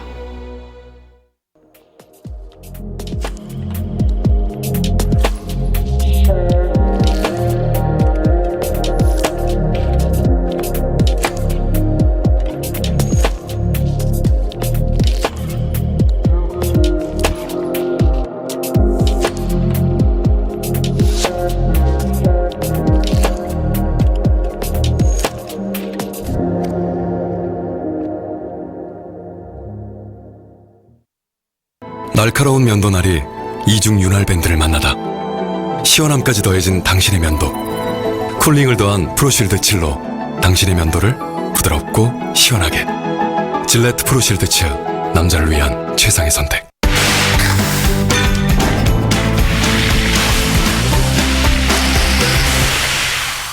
언제나 변함없는 이 맛이 좋다. 깔끔해. 칠성 사이다가 좋다. 맑고 깨끗한 칠성 사이다.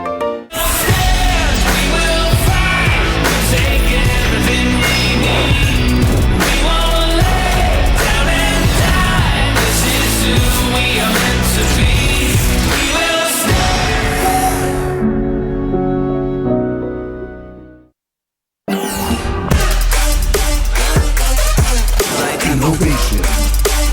Clark.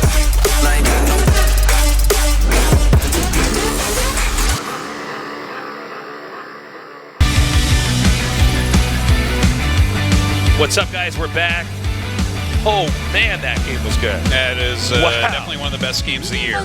Crazy. 상대를 가릴 4강 2경기 박명우 대 That was 이신영 just 경기 a 함께하고 delight to 있습니다. cast. I'm really 3세트까지 끝난 happy to be 현재 part of something that was that 박명우 crazy. That was 선수가 something else. 드라마를 보여주면서 Well, you're 2대 definitely 1로 part of something that 앞서 crazy 나가고 every day. 있는데요. Tastes you part of 4강 taste 세트를 doses. 이어나가기 It's true. 전에 It's true. 4강 But that 세트를 was maddest 이어나가기 nerds on the 전에 internet. 다음 주로 So, bad lads is what we are. See Gary talking here. 자, 결승전. And she's talking about the finals, So which listen- is a week from today. Listen carefully. You need to show up early. You get a ticket, okay? You can then leave and come back with your ticket. But if you don't show up early, and we have a lot of people, and I feel like no matter how many times I say this, people are still going to ask us about it or complain. But if you don't get here early and our studio fills up, you cannot watch from our studio. We have a second location in the building that you can watch from, but you need to get down here and get the ticket. Yeah, and I gotta get it. You should come at 11 and pick it up, and then you can go do something else till 3:30, and then come back and get it. Go get your ticket, then go to the mall, go do some shopping, come back to the studio, and watch some great games. And we also have the GSL Super Tournament coming up. This is our marathon tournament we have. This is a new thing we've been experimenting with. We've been having a lot of fun. Yeah, 16 players. It is going to matter a lot because right now there are 2 spots in WCS Korea that are up for grabs. That is Heroes' spot and SOS's spot. If SOS wins the season, of course, that leaves just Heroes' spot up for grabs. So there's going to be a few people that it matters how well they do in that tournament. So that's going to be really fun. No matter what, that tournament matters. It's not one of these ones at the end where you're like, well, it's like a whose line is it anyway tournament where it's like, there's the prize money's low and the points don't matter. It's like, no, a BlizzCon spot will matter going into Super Tournament. That's so good. The prize money's low and the points don't matter. Yeah, it's not the case. There's definitely some tournaments like that, and Super one or 2 spots will be decided at Super Tournament. You are funny, man. That's pretty good. Glad you like that. Map number 4 is Odyssey. Now, either Dark wins here, and Innovation needs to come back, and it's going to be really tough, or it's going to be tied up dead even. Well, those are 2 great outcomes. Yes, exactly. But especially the one where it's tied up even. Our map is now loaded up. We're ready to do this.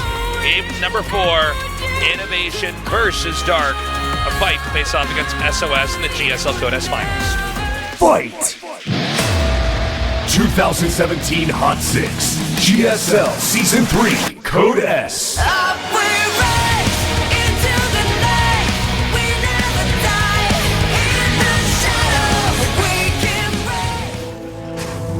Oh my God, he sent out more SCVs. In the upper left, in the blue. Innovation.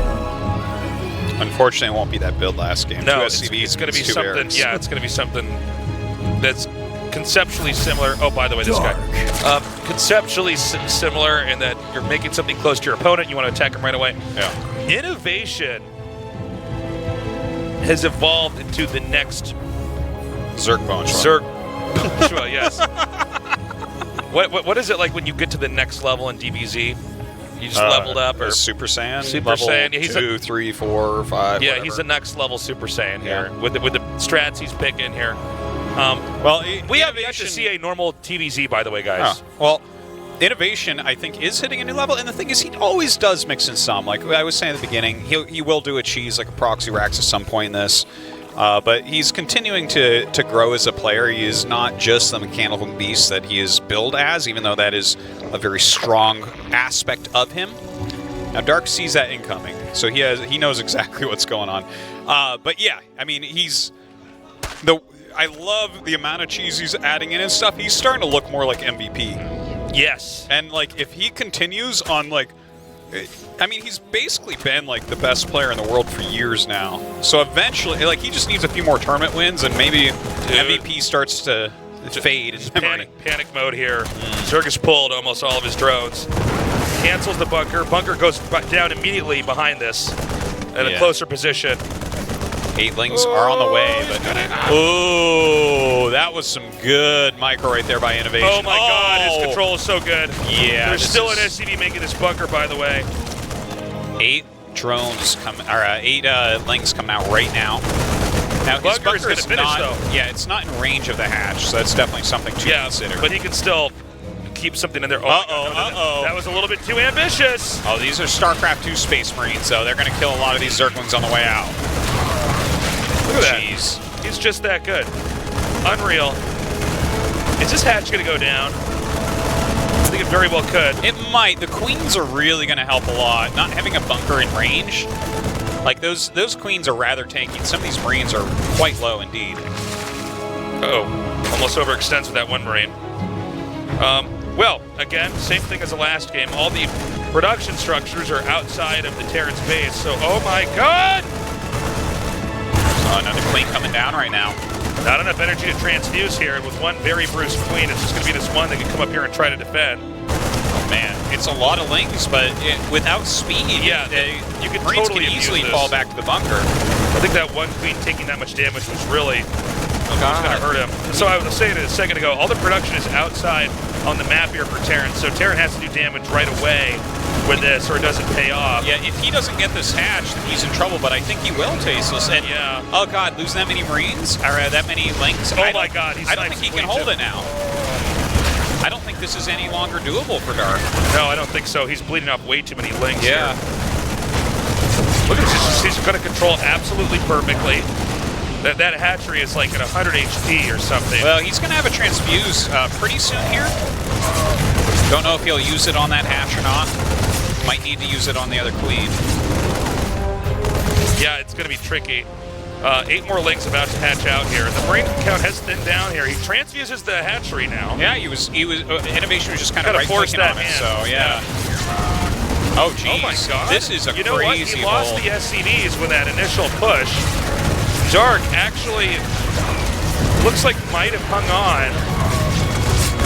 This is really, really impressive. I didn't think he was actually going to hold. I was on the same page as you, man. I thought no way in hell does he actually keep that hatchery, especially with that kind of momentum.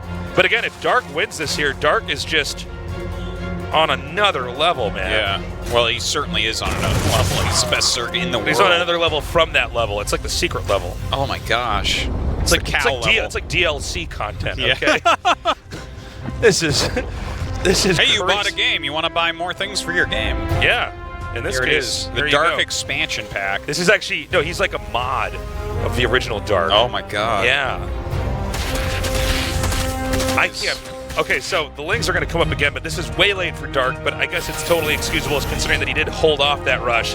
He keeps all his hatches this time around, folks. Can we call him Dark's Battleground? Yes. Okay. So the barracks are having to relocate back here, so no infantry production for a little while.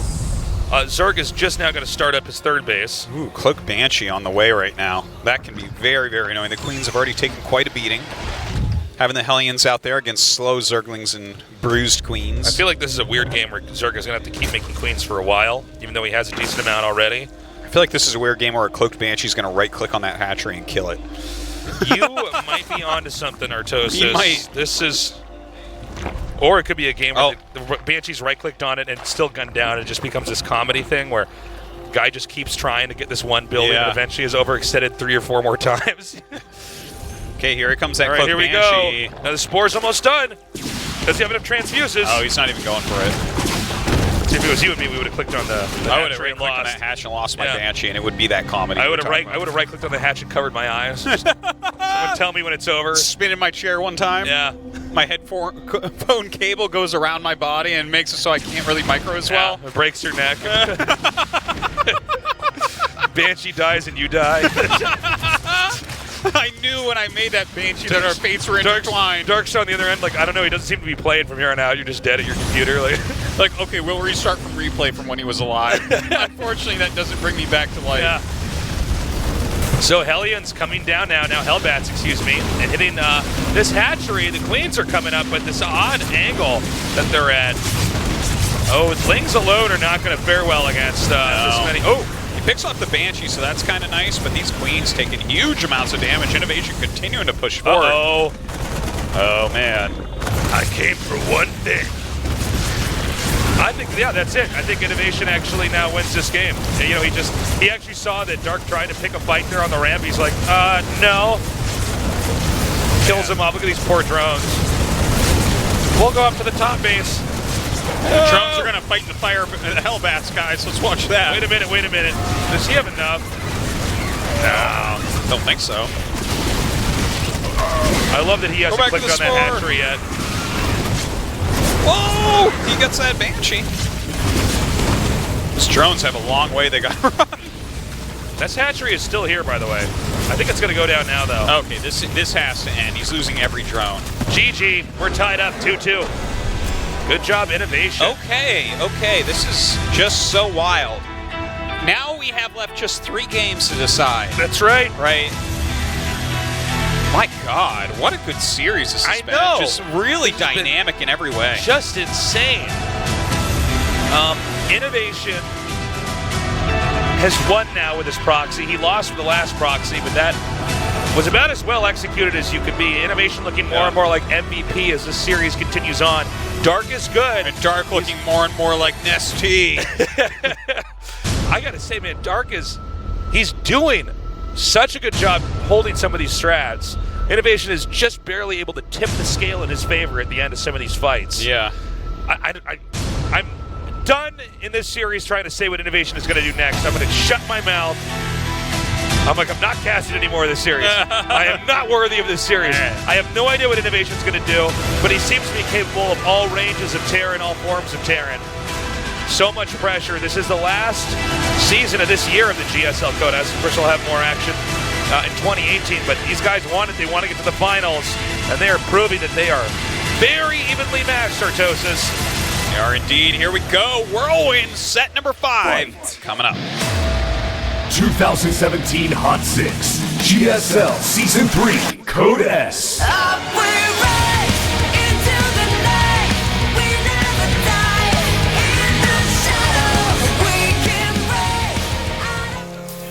In the upper right, in the blue, our Terran player with no SCVs on the map. Innovation.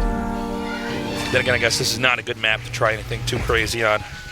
It's a 4-player map. Can be a bit tough.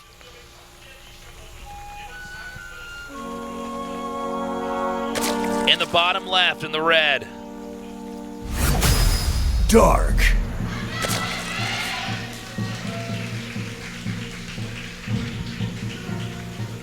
So, I don't even know, man. It's just craziness. entire series, tied up 2-2. Couldn't ask for a better series. Yeah, I mean, so far. So different from Stats SOS, which was just about over by now. Well, Stats vs. SOS was just SOS exhibiting how good he is in a series. You can have two guys start out with the exact same races and just carry on through. Another GSL Forever sign. That's right. It's a 7-year anniversary just occurred, so that's that right. Is a long, long time. GSL is now in 1st grade if it was a baby. Yeah, but if it's a dog, it's getting ready to die. That's well, it matters. What do you think about people that talk about their dogs in dog years? Like, why was that a thing? Oh, I don't even know. My dog is 40 in dog years. I'm like, well, how old is it? Is it 5? Can I take a guess? Yeah. That might be a way to explain to children why their dogs die? No, I've seen adults do this with each other. I'm like, what? Well, I think that's maybe why dog years was invented, though. Oh, maybe. Because, like, the dog is, like, the most common animal that humans have, right? So why don't we just start talking about StarCraft 2 and dog years then? Let's just do it like that. Damn. Make our game like really the oldest sport. It's like 50 years old. It's like 50 now. years old in dog years. Let's not forget about that. Oh my God. Yeah. And by now, a lot of our dog viewers have passed on, unfortunately, of old age. So, you know. Okay, so far this game is looking very ordinary. But it could still... Well, it makes it the most unordinary game we've had so far. In this far. series, yeah. This is it can still veer into a mech game, so I'm going to hold my breath before I declare too much. But there is a chance for what it looks like a normal TVZ. I hope it's not normal. I want another crazy game. Come on, second starport. Come on, second starport. Where's that starport at? Give me that starport. Come on, starport. Well, if he's going to make it, he should be doing it right around now. And it would be in the top right side of his base if he does it like he did in the other games. Starport. I don't think he's going to do it, man. I think he's going to play a normal game. What a coward. He's like, watch this. Ordinary Terran. Ordinary Terran. Make a bunch of basic units. Yeah. Here come the medevacs. Back him up with medevacs. Stim here, stim there, stim nearly everywhere. Yeah. Innovation doesn't want us to have fun. Yeah. Well, it's kind of cool that he's going to go for this in cross spots, because this is usually where I think someone like Dark can hold this off. Yeah, I would imagine that he's not just going to die to it. I'm excited to see where Dark wants to go with this, stylistically, like Game 1, before things got weird. He did have a Roach Horn relatively early. Oh, that was ambitious. That was really ambitious. Innovation. See, I can't believe he fell for that. He was like, oh, you don't have legs. It's like, I can squeeze through right here. Well, that made units. That was very unusual for Innovation. Usually his pokes are much cleaner than that. It seems like he just saw for a split second that, like, he's like, oh. I mean, everybody's done this where you're like, oh, I'm so good. Yeah. You come up just winning a game before that, you're like, oh, I'm so good at this game, I can beat anybody, and then you just like get duped by something like that. Yeah. But still, for Innovation, I'm a little bit surprised. Oh, Mac. Two armory. Okay. Sick. He saw that, right? He only saw one armory. Okay. Well, so that could mean Hellbats. Right. One armory. That absolutely can be like a Banshee Hellbat type play, which, like, in fact, we even did see Banshee Hellbat in the previous game. So it probably doesn't know 100% that mech is on the way, but let's see where Dark goes from here, going up to his lair. I feel like Dark is somebody who definitely reacts much better than other Zergs. Sue's like this, but I feel like there's definitely a big difference when you watch the two of them play. Like, Sue has a better immediate reaction, whereas Dark is like 3 steps ahead, so sometimes it doesn't look that impressive until you get to the latter part of the game and you're like, oh god, you were fine with what was happening. And he can do that tightrope walk as well, where he really has enough to hold and is still teching up properly and has the right units later on. Sure. Raven coming in for some harass. Looks like Battle Mech will be the order of the day here for Innovation. A couple drones, not too We bad. might have a little bit of downtime here with this mech, but I want to talk about our conversation that we had before we came into the studio here at Tosos. Which one was that? We were talking about the movie Alien, and I was trying to remember if when that cyborg tried to kill Ripley, if he tried to kill her by stuffing a magazine in her mouth. So and I was like, I think I remember that happening. And then we had to get on YouTube and watch it. And I'm like, yeah, that cyborg. Ash tried to kill Ripley by stuffing a rolled-up magazine in her mouth. I mean, of all the ways. Out of all the ways a robot would try to kill her, I thought. First off, you're a cyborg. Just snap her neck. Yeah, yeah. I mean, even putting a pillow over her. Yeah, like, yeah. Trying to, like, roll it, tighten it up so close to her mouth. And then stick it in her mouth. I'm like, well, this is just seems very weird. It didn't even fit right. Yeah, and then you were like, I don't think that happened. I'm like, hold on, I got to get on YouTube. I couldn't remember that Why part. were we talking about this, too? I think I was talking about killing you with a magazine. No, I was talking about killing you by shoving my water bottle in your mouth. Remember this? And then we were like, wait a minute, that would be just like how Ash killed Rip. Okay, anyways. You can go check it out on YouTube if you don't believe us, guys. It was pretty hilarious. It's pretty for such a good movie. For a basically flawless movie, that's a pretty hilarious. What's the name of the guy that made that movie again? Why can't I not think of his name? He's like one of the greatest. Is it Ridley Scott? Ridley Scott. I'm like, can you imagine Ridley Scott, man? Okay, Ripley Scott. Yeah. Can you imagine him sitting there and he's like, you know what, like the original scene, they just have him like going to strangle her. I'm like, no. You see that magazine there? I want you to use it. Be the actor you're meant to be. It's like, oh my God. We have the Hellions coming up here. Doesn't look like they're actually doing any real damage yet. They're not getting workers. So this is not particularly impactful. Hellions are kind of funny with how they work when you're trying to do this as Terran, because they're not bad, but they're not that great. But you have to make them because you just have the excess of minerals and you can't actually spend it on anything else. Yeah. Missile turrets don't get up and go attack, so yeah, you got to make something there. But although if Blizzard's watching, that would be something I would like to put in there. Just have my missile turrets attack. Oh, dude, they don't even cost supply. That'd be the best. If they could unburrow and then move forward and burrow, I would probably start playing Terran in StarCraft 2.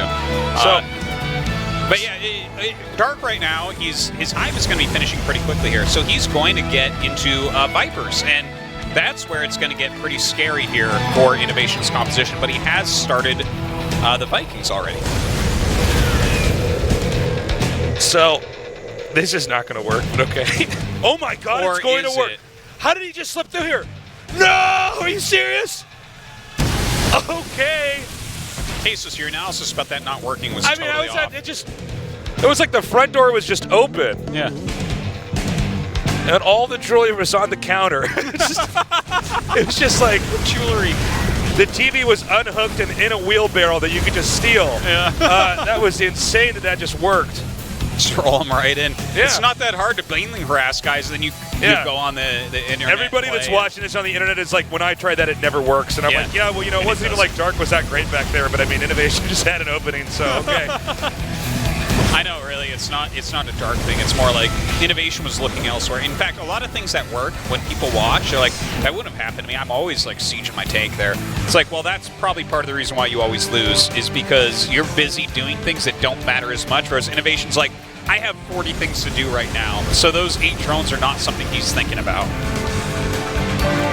So Terran's now expanding to the center, right? You have to bear in mind this map is huge. It's really, really, really big. So it's tough for Terran to push across. And so Terran wants to wait a little while and really build up an army. Or push right now. I guess he has max. Yeah, he's got 2-2 finishing. His army. But I guess this game has been going on for a while. Sorry, guys. So he's going to push out.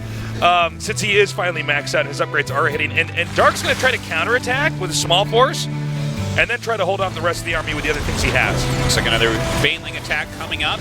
The Vipers are out right now, so let's see how this goes. He pulls in a siege tank, but that's not going to be enough. Oh my God, no. I think some of those Banelings actually were spent on the workers, or on the depots and not the workers, excuse me. Possibly. He's going to kill quite a bit over at that base, but so he's losing a whole base of his own. I think that counterattack is pretty cool by Dark, but the elephant in the room is the fact that Terran has so much.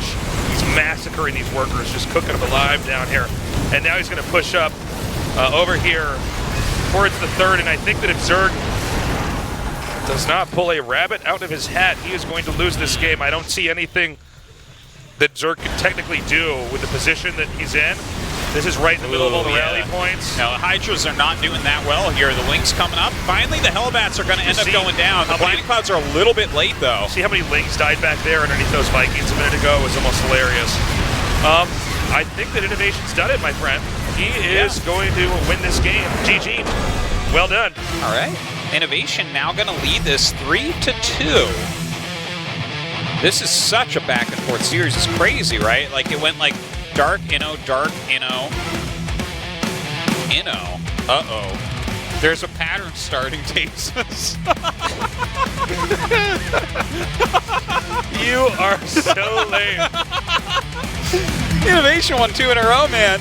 What if he makes set 3? I'm like, by the way, Artosis, I'm going on a vacation in a couple weeks. Wait a minute. Innovation. Vacation. What does it mean? Yeah. Innovation looks fantastic. I think this is going to be a real uphill fight for Dark to come back, because Innovation is showing he can win the really fast games where he gets in your face. He can also win a long, drawn-out macro game. We have yet to see a normal TVZ where it's Marines and Medevacs pushing with a bunch of expansions behind it. Instead, we have had one of the most out there TVZ series I have ever casted, and I would put myself up there with people that have commentated a lot of StarCraft. Yeah, so you're pretty high. I got to at least be top 20. So, I don't know if we're going to have a normal game. I'm fine with whatever direction the series goes in, but I think Dark is probably pretty scared of Innovation at this point in time, early game and late game. And even though there was that crazy win that Dark had, I feel like Innovation is just a little bit stronger. But the next map is Mech Depot, and that's a big map. It is a big map. But there's mech in the name. Mech in the game. We could have more mechanical use. I love when they don't attack each other for a long time. Tasteless. Yeah, you're right. We could have a long game. Yeah, but it's a good thing we have a break coming up here before we go to that, actually. Okay. And, great transition. And there. See that segue? We're going to go to that break right now.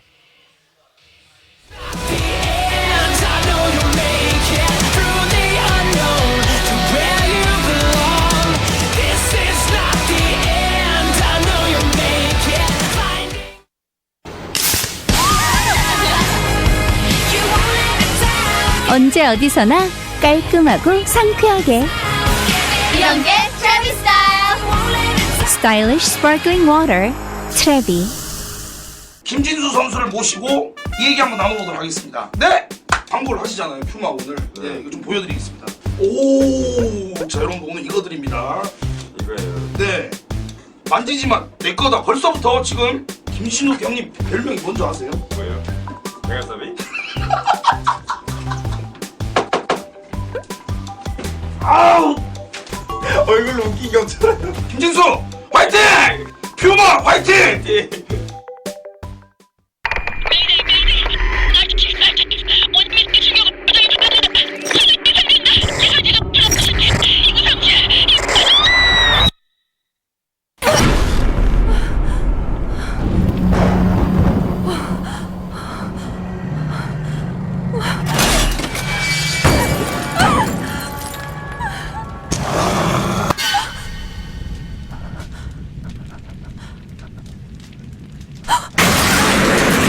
끝없는 악몽의 시작 블러드시티 에버랜드.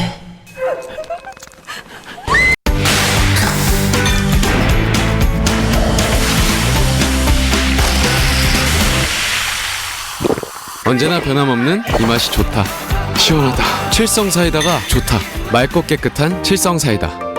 왜 이렇게 생겼냐. 가슴 짱네. 게임 쓰레기처럼 하네. 니다 같은 칼로 죽여버리고 싶다. 뭐 사람이 많이 부정적으로 변하더라고요. 사람을 마주치기가 좀 무섭고 어디론가 숨고 싶었고 정말 죽고 싶죠.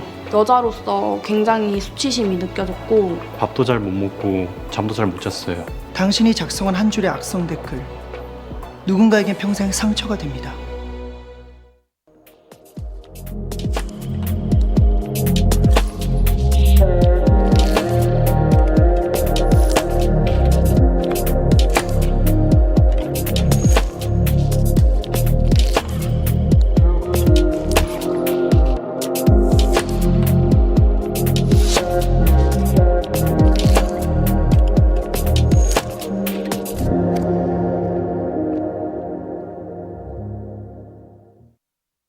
날카로운 면도날이 이중 윤활 밴드를 만나다 시원함까지 더해진 당신의 면도, 쿨링을 더한 프로실드 7로 당신의 면도를 부드럽고 시원하게. 질레트 프로실드 7, 남자를 위한 최상의 선택.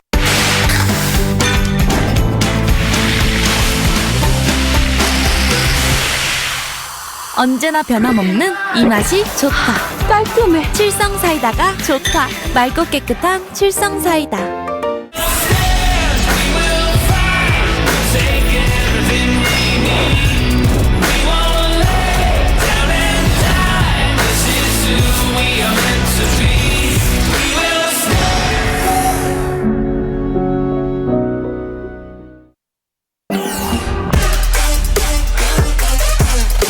Innovation. Dark.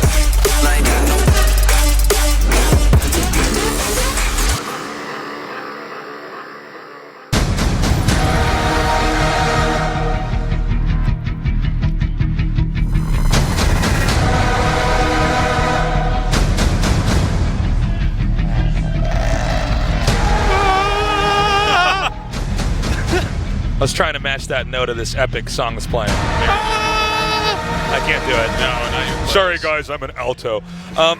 We are going to go into game number 6. Innovation is bending all the rules that we have set for him previously in other casts. I mean, granted, every good player mixes it up a little bit. Innovation is, so far, half these games hardcore mech and a lot of alternative openings to get there. And then the other half has been these proxy builds. Dark has had some of the greatest holds in all of StarCraft 2 history, and that is not an exaggeration. Yeah. Don't believe me? Go check out that game. Set 3 Acolyte. Oh. Acolyte was one of the greatest games of all time. It was fantastic. And then Dark's also exhibited really brilliant late game, but right now Dark has to win this game and the next. Innovation just needs one more win, and he goes on to the finals to face off against SOS. Anyways, this is game 6. Let's do this. Fight! 2017 Hot 6 GSL Season 3 Code S.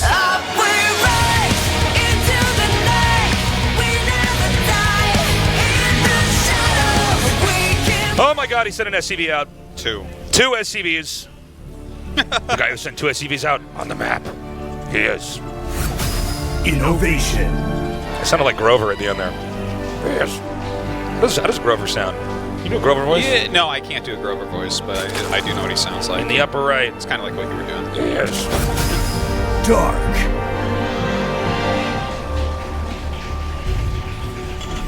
If Muppets played StarCraft, you know who'd be good? It would be Cookie Monster, because he has like human hands when he moves. Kermit the Frog would be bad. Elmo would be bad. Yeah, their macro would be total. They would have to be micro players. I like we have different opinions. Yeah. What other Muppets have the hands? Beaker would be a commentator. Yeah, Beaker would for sure be a commentator. Oh. Goes by Artosis. Which Muppet did you say I was? Am I Animal or whatever? You told me this a while back. That would make sense, yeah. I think you're more like actually one of the grumpy old guys in the theater. Show me the war chest. In real life.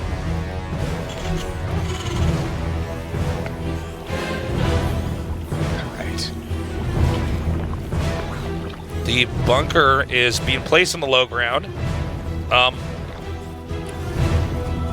It's interesting he's picking this strat again. I think he's realizing that this is that was so effective last time. And even though Dark controlled really well, it seemed like Innovation did have a little bit of an edge. Dark rather, did not pull drones. Last time I think he sent 8 drones. He's gonna let the hatch die. Yeah, he's sacking the hatch. Yeah, maybe he'll get like a unit out of it or something, but he's just gonna go Ravagers to break this. Dark is very good in those types of situations as well, but notice how gas is going up for Innovation. As soon as the drones aren't coming, he knows what's up. Like, it has to be Ravagers at that point, so he's gonna want to at home go ahead and maybe get into Cyclone, possibly Siege Tank, that type of thing. Just something to defend against the incoming push of Dark. So this is a very, very, very different approach that Dark's taking. And we're going to find out how it works. But yeah, he's essentially just ditching the hatchery and saying, okay, I'm guessing that you're going to invest too much in this attack, and I can recuperate later. But this has got to be a nail-biter for Dark, man. The fact that he cannot lose any more games and he's already in this position is crazy. But he is really good in this type of position. Oh, is he just going to straight Nidus it? I think so. I think so, man. By the way, I love that. I think the Nidus Worm is his spirit animal in this series. I think you're right about that. I love love this creep tumor, by the way. It's perfectly placed. Like, it keeps some creep down there. It allows him to have some maneuverability. Oh, look at with this. these queens. I think he's aware. Oh, he's going to make command center.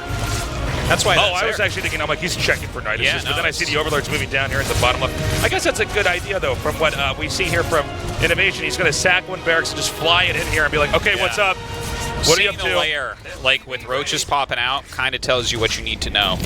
This like he has to know what this is up to now.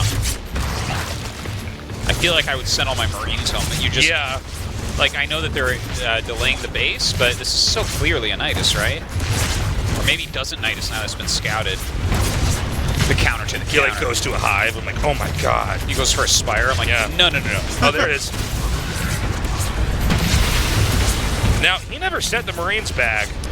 So if you're just now joining us here at the GSL, Dark had the most insane comeback earlier this game. But, you know, the thing about using the Nidus Worm trick, it doesn't seem like it's something you can do over and over and over and over and over. You know what I'm saying? You can't do it a lot in a series. Or maybe you can do it a lot in a series. Yeah, maybe. I don't know, man. But does that barracks see the Nidus? I don't think it sees it quite yet. I mean, he should know anyways, but just having the confirmation is always helpful. Yeah, okay, here we go. Here we go. We got to get a shot. Shine's going to show us what's in the base. I don't think there's much in here. He sees it. He sees it. Is he pulling anything? Dude, I don't know, man. Like, I feel like you have to attack right in the main base with these Marines immediately. Yeah. Okay, this makes some of the units come out, but not really that many. Oh, God. Oh, this is not going to work, I think, for Innovation. Dude, this is such a cheesy series. This is crazy. It's so funny because it's Dark versus Innovation as well. One tank's out, but there's nothing really to buffer for it. These Marines, remember, they're not healing, so every time they take damage, they are that much closer to being picked off. Is he going to send the rest of the army in? There's one Banshee with a tank. Am I correct about this, Artosis? Yeah, there should be a Banshee right now. So he has to have Queens with this. So he has a Banshee and a tank, and that's it. Dude, I think he was too conservative here. I think he needed to pull the trigger faster. Look how many bunkers he's making. He has one Marine. Oh, yeah, that's kind of fun. One Marine for 3 bunkers. But you know what? This Marine is the 1%, man. He has 3 different houses right now. Yeah, it's so crazy. He's going to try to come in now. Dude, this many Queens, this many Ravagers. Well, he's also in great corrosive bile range. Just start to gnaw away at this base. So this is what Dark sees right now. That Marine fell in love, by the way. There's a second Marine. Okay. That's our Sims Marine down there. Can he actually take the tank out? Oh, yes, he can. Man. Dark wants that game 7. There is some attack going on in the main for the Zerg, but we don't have it on camera yet. Oh my god, Dark is going to win this game. Yes, he certainly is. Bombing away that tank. Only a single siege tank left over here. That is definitely not enough to hold up all of this. Such a great series. The last tank is going to go down, and so is Innovation. This game, GG! We're going to game 7! Wow, these guys fighting tooth and nail right now for a spot in the GSL Code S Finals. Innovation looking for his 4th finals right now. Yeah. Dark looking for his first. Hasn't won at Code S yet. With the reverence with which we speak about Dark, it's almost hard to believe. I know. I almost forget until you point it out. I'm like, yeah, I guess we don't actually have him. He's not a champ yet. As a champion, yeah. He's just an SSL champ. I mean, SSL is good. SSL, I'm going to let you finish, but yeah, GSL is the greatest StarCraft 2 tournament of all time. You got to get a G in your tournament title. GSSL. There you go. So, what does Innovation do now? He's had success with both mech and rushes, although it seems like the longer games tend to pay off a little bit better.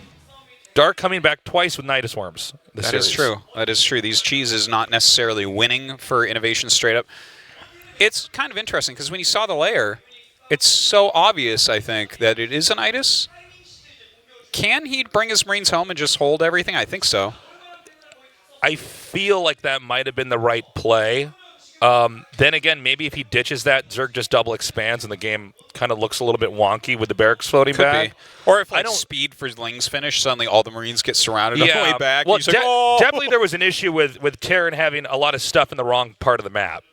He was guarding a location that Dark had given up on. Dark had no ambitions of trying to expand down there anytime soon. Dark was completely focused on flipping the game upside down and getting that Nidus over there. I think definitely it would have been better if he had his army back at home, and I think there was a moment where he could have done that. maybe the fact that he didn't see the Nidus right away. It seems like it's obvious, though, right? If the layer is that's coming, what the what layer's else can coming. it be? You have a Roach Warren. Like, what else could you You're not possibly going Hive. be doing? Yeah. You're not going Spire. You're not going Infester. You're not going to get 3 mutas and just see if they can get in there and kill the SVs? Yeah. No? No, you're not doing that. Yeah, no. The only thing that exists with one base Zerg on layer against Terran is the Nidus. So, I don't know. But the thing is, when you scout it, it almost makes it dumb to go Nidus in some ways, right? Because if you do bring everything home, don't you just auto-hold it? Like with 3 bunkers and that many Marines. But he left the Marines there and they all died. I don't know. This is such a tough series. Well, also, this is the round of 4. It's a little bit weird, too, because he flew 1 barracks back home, but the other one scouted. But that meant he had less barracks back home to hold. And you could see at the final moments of that attack, it was really having enough Marines in the bunkers that would have helped. We're going to go to the map Abyssal Reef. I'd say easily one of the best StarCraft 2 maps of all time. This map allows for any kind of play, by the way.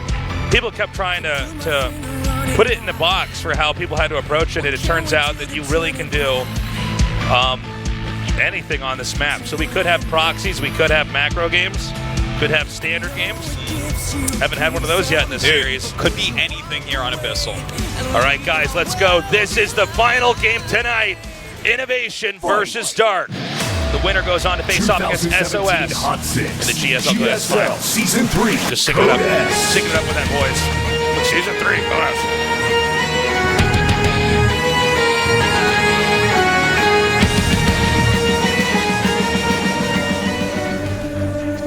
In the bottom right, the blue. Innovation.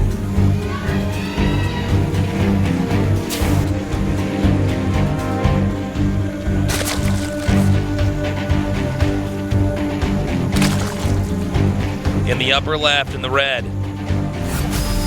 Dark.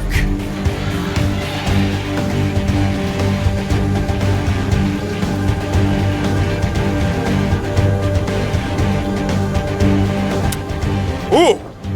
Are these macro openings? What? Well, I bet he goes Mac. I don't think we're going to see any regular bio play here today out of Well, it seems like he's pretty married to this style of play here. Well, I think that what he did was got a divorce from bio playing against Bane Hydra. Yeah.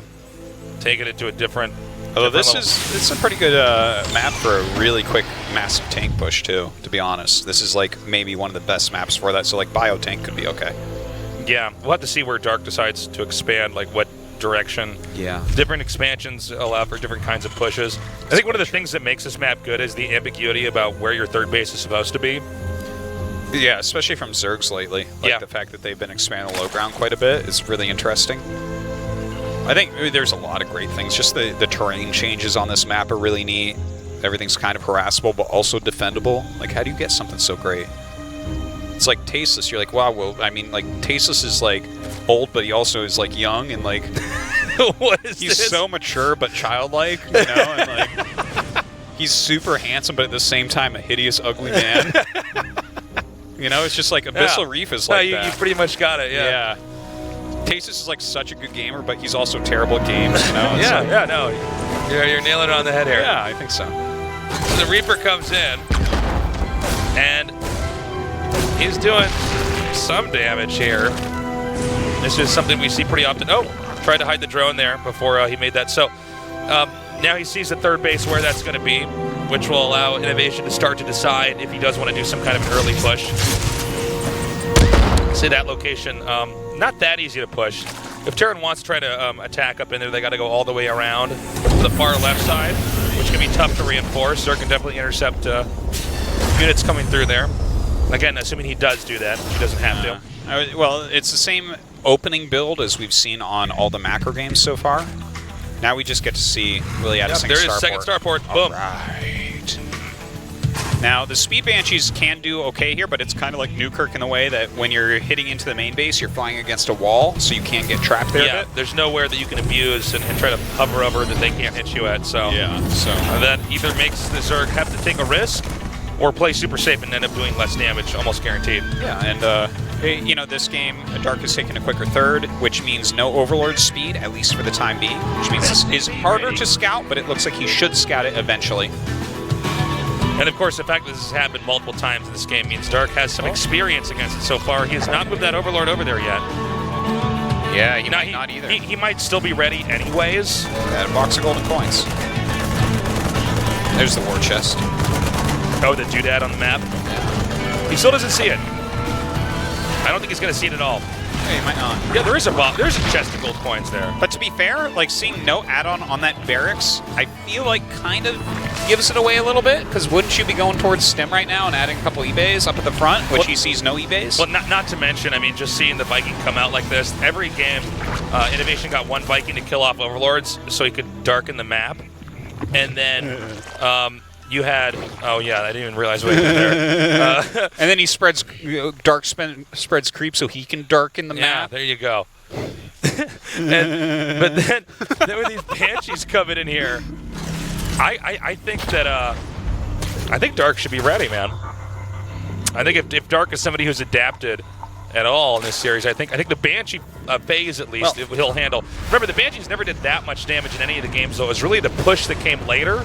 And maybe that's why this is strong now that I think about it. Maybe it's just because the Zerg has to react in a certain way to the Banshees, they end up being not prepared for the ground mech army. The units that do well against Banshees don't do well against siege tanks. That's for certain a fact, right? Yeah, like, well said. Like Hydras and...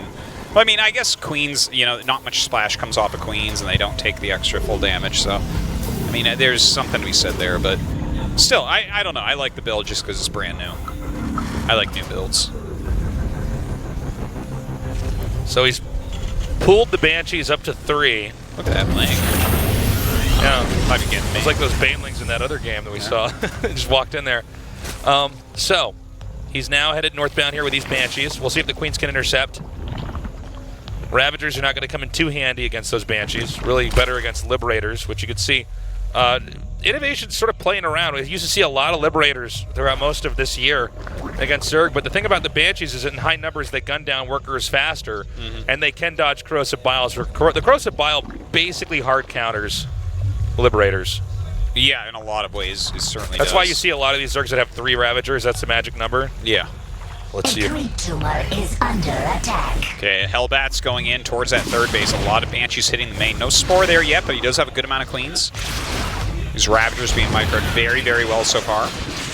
Yeah, he can keep them zoned out of doing damage there. And no damage from Innovation, really. Dark has not really even taken a little cut there. Dark is now taking his 4th base. This is, again, a pushable location. Also a harassable location with Banshees. Looks like the Banshees are going to fly right over that, but first they're going to try to pounce on these Queens. Ooh, great transfuses. Yeah, really fantastic transfuses, but most of the energy gone. Ooh, another one does come out there. But was that 2 Banshees for 2 Queens? Yes. Well, that, I would say, is cost efficient for Dark. Dark now setting some more over here. Oh, these Ravagers now taking fire. You can see how much you can abuse another player with Banshees. They deal damage so fast that if you're just in the wrong position, you are going to suffer some losses. They flying up towards this natural right now. That is a long way for him to walk around. He's trying to chase these down with the ground units, but good Spore placement so far. Some flanking Hydras do hatch. Again, though, I mean, getting Queens is not the biggest impact here. You want to try to, delay mining and income.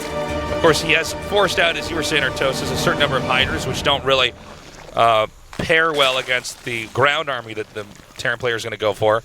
Dark has expanded again, so it's Terran powering on 3rd base with Dark securing these 2 additional bases, putting him at 5. But there is going to be some vulnerability here for Dark as he's trying to keep all 5 of these locations covered and safe.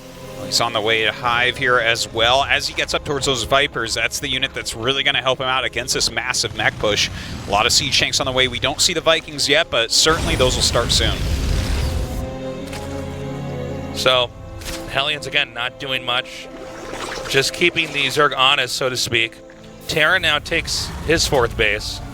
Okay, guys, it's the last game of the series. One of these 2 goes on in the finals, so these guys are going to have to show the very best in their respective matchup to come out on top. And we've seen Dark fall apart before when he's when the mech push comes up after the Banshee harass. So that's really the moment we're looking for. Now, last time Innovation pushed it 2-2.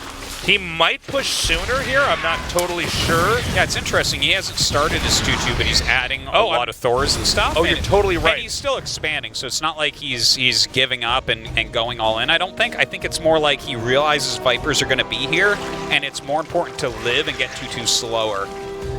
So he has those Thors being made, those Vikings being made as well. Those are going to help out against these incoming Vipers. And as long as Innovation just doesn't take any damage from the initial attack from Dark, he definitely can, you know, have that kind of wiggle room to get into a really strong push. So there are still 4 Banshees out here, so he can still come in here and try to do harasses if Dark tries to push out. Oh, I love this too, because this is exactly when Dark's supposed to push. He's about to max out. He has his Vipers out. They should be fully charged now. So if he hits with the Banshees and forces any units to come back, he's got a ton of time. He's just going to go right for that spawning pool. So sneaky. Okay, going to send these Hellions right past. A good choice right there, going after the drones right now. Okay, so this is Terran trying to buy time. And so far it's working. He just scanned exactly on the main army here, but that army is not going to do anything against that army. Oh my god, no. Yeah, he's... Maybe you've got I'm like not even sure where he's supposed to attack. I think he's got to make another Nidus Certos. This is what I'm learning about this series. Oh, yeah? Just keep making Niduses. Again, God. these Banshees are doing a lot of damage. This is not looking good for Dark. No, that's a hurtful building to lose right there. Oh, looks like he won't lose it for the time being. Dark trying to get some sort of counterattack damage done. Okay, now he's forcing repositioning here by Innovation, but he's not doing any damage. The game has to go long from here. Like, his attack timing is over. He's just used up his Viper energy. Innovation had enough. That counter harassment really kind of slowed Dark down. He had to give attention to that and thus could not put on a full all-out attack that may have been able to do something. Whoa, he snipes those 2 Thors, though. Harpooning the tanks. Yeah, not really bad. good engage. Really nicely done by Dark. He's taking out the expensive stuff. And here come the Roaches, sneaking up to where these workers are. And now, you know, at this point in time, with 2-2 about to finish for Innovation, I think it's almost more on Dark to keep the push from coming to him now. Yeah, Innovation is getting really scary with his actual unit composition, but the Greater Spire's on the way, so he can start to make some Broodlords. There are Corruptors coming out. More Siege Tanks coming out here for Innovation, but he is just about to be maxed. He's been supply capped a few times this game, by the way, which is kind of interesting. You don't think of Innovation as a supply cap type of guy. So he's just keeping Innovation back, but this has not really prevented the growth of Innovation. In some ways, even getting these workers doesn't actually help. I mean, it's something to do, because Innovation has to respond to it, but he's just going to open up more supply for mech units. Yeah. You know? And, well, Dark is doing the same thing. He's opening up his own supply. He's getting rid of some of these Roaches. These Roaches could have been useful with Blinding Clouds and Yanks and everything in the previous attack, but as he's getting up to Broodlords, Roaches are not units that are going to be helpful. You're playing against someone who's maxed out on mech. Roaches become pretty garbagey. Like, you might remake them later on if the right units die, but what he needs right now are high-tech units, and he has a lot of those. 3 more Vipers and 7 Broods on the way. Now, there's a lot of valleys on this map, which make it good for Terran to push, but it's also good with Broodlords. The tanks are sieged up. I believe that's just barely out of range of that hatchery. Oh, man. These Broods can do some serious damage if they get a volley down. But the Vikings definitely keeping them a little bit careful. Look at all those Vipers just ready to grab the Vikings immediately here. I don't think the Terran... Yeah, Terran has to disengage. He's got to back up. And now they both have these powerhouse armies. Dude, this is Game 7. The winner goes to the finals. Like, what? I know, and with the armies like this, it's hard to call. No, it seems like... We'll see who does better. We'll see like Zerg might have some initiative. Excuse me. So... Yeah, there's only 7 Vikings, so... Yeah. Okay, here we go. He's harpooned basically all the Vikings. Whoa! That was sick. That means that the push can begin now. There's only 2 Vikings left over. He's taking out the anti-air. There's not even Thors here. So a very tough situation. He's trying to take out a hatchery. Is he going to get transfuse? Oh my god. I guess that's one way to do it. I love that he's sending off some of his units. He needs to clear some supply anyways. He needs a lot of anti-air at this point. Wow, the Siege Tank's going to wreck those Hydras as they come up and try to get the Vikings. The Vikings, though, getting so many pot shots here on the Broodlords. He's continuing to press forward right now. These Hydras unable to quite get underneath these Vikings. So the Broodlords are eventually going to go away. Innovation splitting up his army. Kind of the non-traditional style of using mech here. Oh god, he just barely isn't going to kill that hatchery. He has another counterattack though going up towards the third base. A lot of siege shanks coming up here. He might be able to get even another base. I'm not clear if Dark just has enough of anything to take out all these little attacks happening all over the map without the damage already being so much that Dark is in a losing position. He has a huge economy, and he is starting to remax right now on those Broodlords. Holds off these siege tanks well enough, so he's not going to lose another hatchery right off the bat. Innovation, though, he is sitting tight right now on 5 bases. I think Innovation's got this. Oh, he might. Oh, yeah, that's a huge moment. He's done so much damage. Can he even get this hatchery? How low is that? It's pretty low, but not Hellion. Yeah, takes a long time for Hellion skill building. So the fact that Innovation split his mech army into 2 different parts and did a ton of damage on both sides of the map, whereas the Broodlord pushed down the center, although it did kill a bunch of tanks, and of course some Vikings there with the harpooning of the of them and then being gunned down by Hydras. The production was not hindered for Innovation, whereas Dark was absolutely hindered. That is true, but he has 7 full energy Vipers right now, right? So that is true. That's like 14 abducts. You can really clear a lot of army with that. Yeah, the Thor was stuck. It's like a Brood War game. So he's going to push out now. Is Innovation ready? The game may seesaw back over to Dark's favor if those if the Vipers can be used correctly. Terran has a sluggish army, so he has to make sure he's always in a good position. He's only got 9 Vikings. He can abduct every single one of these. And that he will. Yeah, that's what he's going for. Abducting anything at this point. Really, because you can just go back and recharge as well. This is where you get super cost efficient as Zerg. Look at all those broodlings. This is a very interesting angle that Zerg's pushing down because he's way off a creep, but the mech army is sort of up on this hill and can't really full-on engage it. Well, he doesn't have the right amount of Vikings here. Still poking and prodding in, though. He split off some of this. But I think that could be cleaned up fairly easily by Dark, unless I'm mistaken. Yeah, but I think Innovation's buying himself some time. Oh my god, is he flanking this army right now? Seachank's getting some shots off there. Whatever. Okay, somehow this mech army at the top right, it's looping around. I'm not clear what the story is of this. Well, I think he's just trying to buy time / do damage anywhere he possibly can. Can't believe that hatchery's still in this game, by the way. Yeah, it's kind of crazy. Now there is an expansion being taken at the very bottom. Zerg can, if he figures it out, send something down there. Why are Thors on the left of SCVs? It's like Thors are on the left of SCVs and then larvae on the left of drones. I understand the larvae. Why the Thors? Does the game think those are mules or something? I mean, Thors are good, but they're not that good. Goes big SCV and then little SCV. Yeah. The Thor is basically just a big SCV. And then the Hellbat, they're like, kind of weird SCV brother? Yeah. And then the other one's like flying SCV, and then siege tank. Okay, there's a push on 2 different fronts here. Again, remember, it's the Broodlord army is also very clunky, so you have to have the right amount of units in the right spot. Oh my god, that is a ton of... I don't know why my brain just farted there and could not think of the name of that spell, but oh my god, Parasitic Bomb doing a huge amount of damage.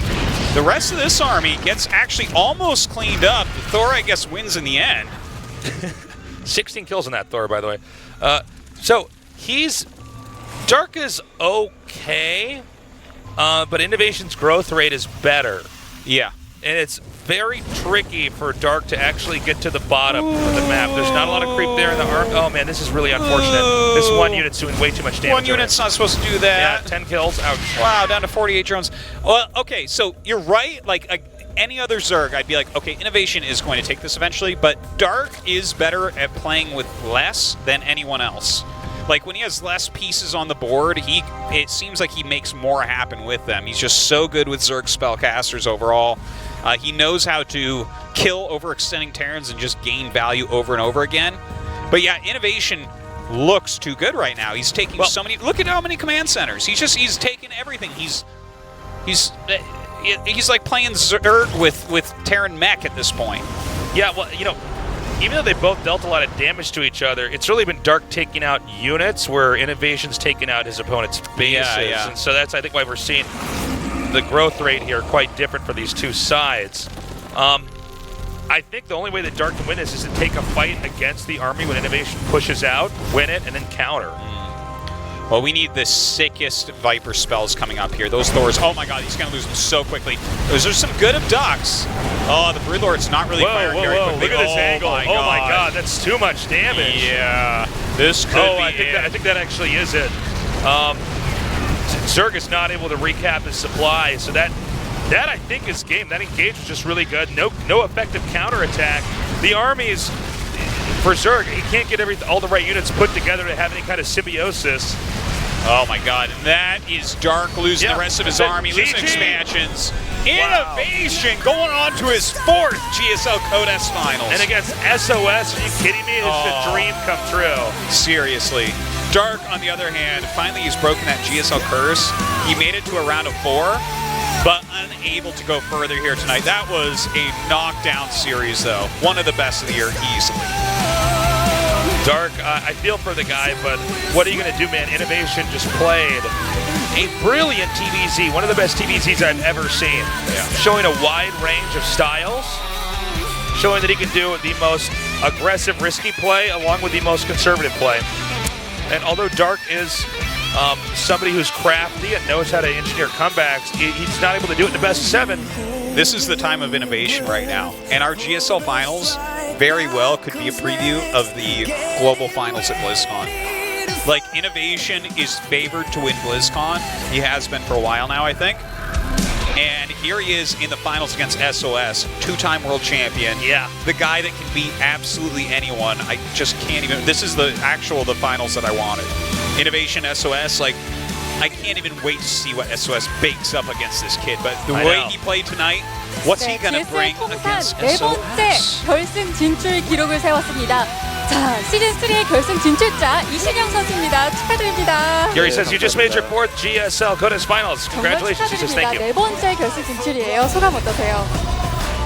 Your 4th finals, how do you feel? 초반에 너무 안 풀려가지고 Today, 사실 at the beginning, 질 것 같긴 하더라고요. 그래서 I wasn't really playing as well, and I thought at the start of the series I was probably going to lose tonight. 이거를 계속 너무 잘 맞길래 써야 되나 말아야 되나 I mostly was prepping that double starport build, but he defended it so well the first few games. I got really unsure. 고민이 많으셨던 것 같아요. 그게 명승부를 하고 3대3 So I 동점이 just had to go for 됐을 it. 때 이 단판으로 승부가 결정되는 상황, 부담감이 어떤가요? 일단은 After the score was 3-3. How much pressure did you feel? 앞에서 투스타가 너무 잘 막혀가지고 네. 뭘 해야 되나 고민을 하다가 그냥 그래도 제일 많이 Well, basically, Dark was defending the double starport build so well. 썼는데 I did not have any other cards in my deck to pull out. 잘 먹히지는 않았지만 네. 후반에 So I thought, okay, I'm just going to go for this style again. 움직임으로 역전한 것 같아요. It worked not as well as I expected, but I think because of my positioning, I was able to pull through anyways. 많이 들으신 것 같았어요. 투스타를 비롯해서 뭐 에콜라이트 명승부도 있었고 또 전진 빌드류도 정말 You 능수능란하게. keep saying you didn't prepare that many different builds, but when we 박명 watch you 선수는 play, 좀 달랐나요? all 7 games seem fairly unique strategically. 네. 자신 없어서 했고요. 원래 2세트 때 투베럭을 준비했거든요. So Mech Terran is. 1세트 막 좀 정신 없어가지고. Excuse me, I wasn't too sure about doing anything besides Mech after the 2 starport builds. 판을 이긴 게 좀 그래도 큰 것 같아요. 다행인 것 같아요. 네, 오늘 정말 좋은 결과인데 그래도 오늘 And on some of those maps, I wasn't sure if it was going to win, but fortunately, I managed to pull through. 명승부였어요. So, with each of the games that I won, I ended up getting a little bit more 상대가 confidence. 그렇게 뒷심이 강하시더라고요. Let's talk about that game on Acolyte. 느낌이 어떠셨는지 That was just a crazy game.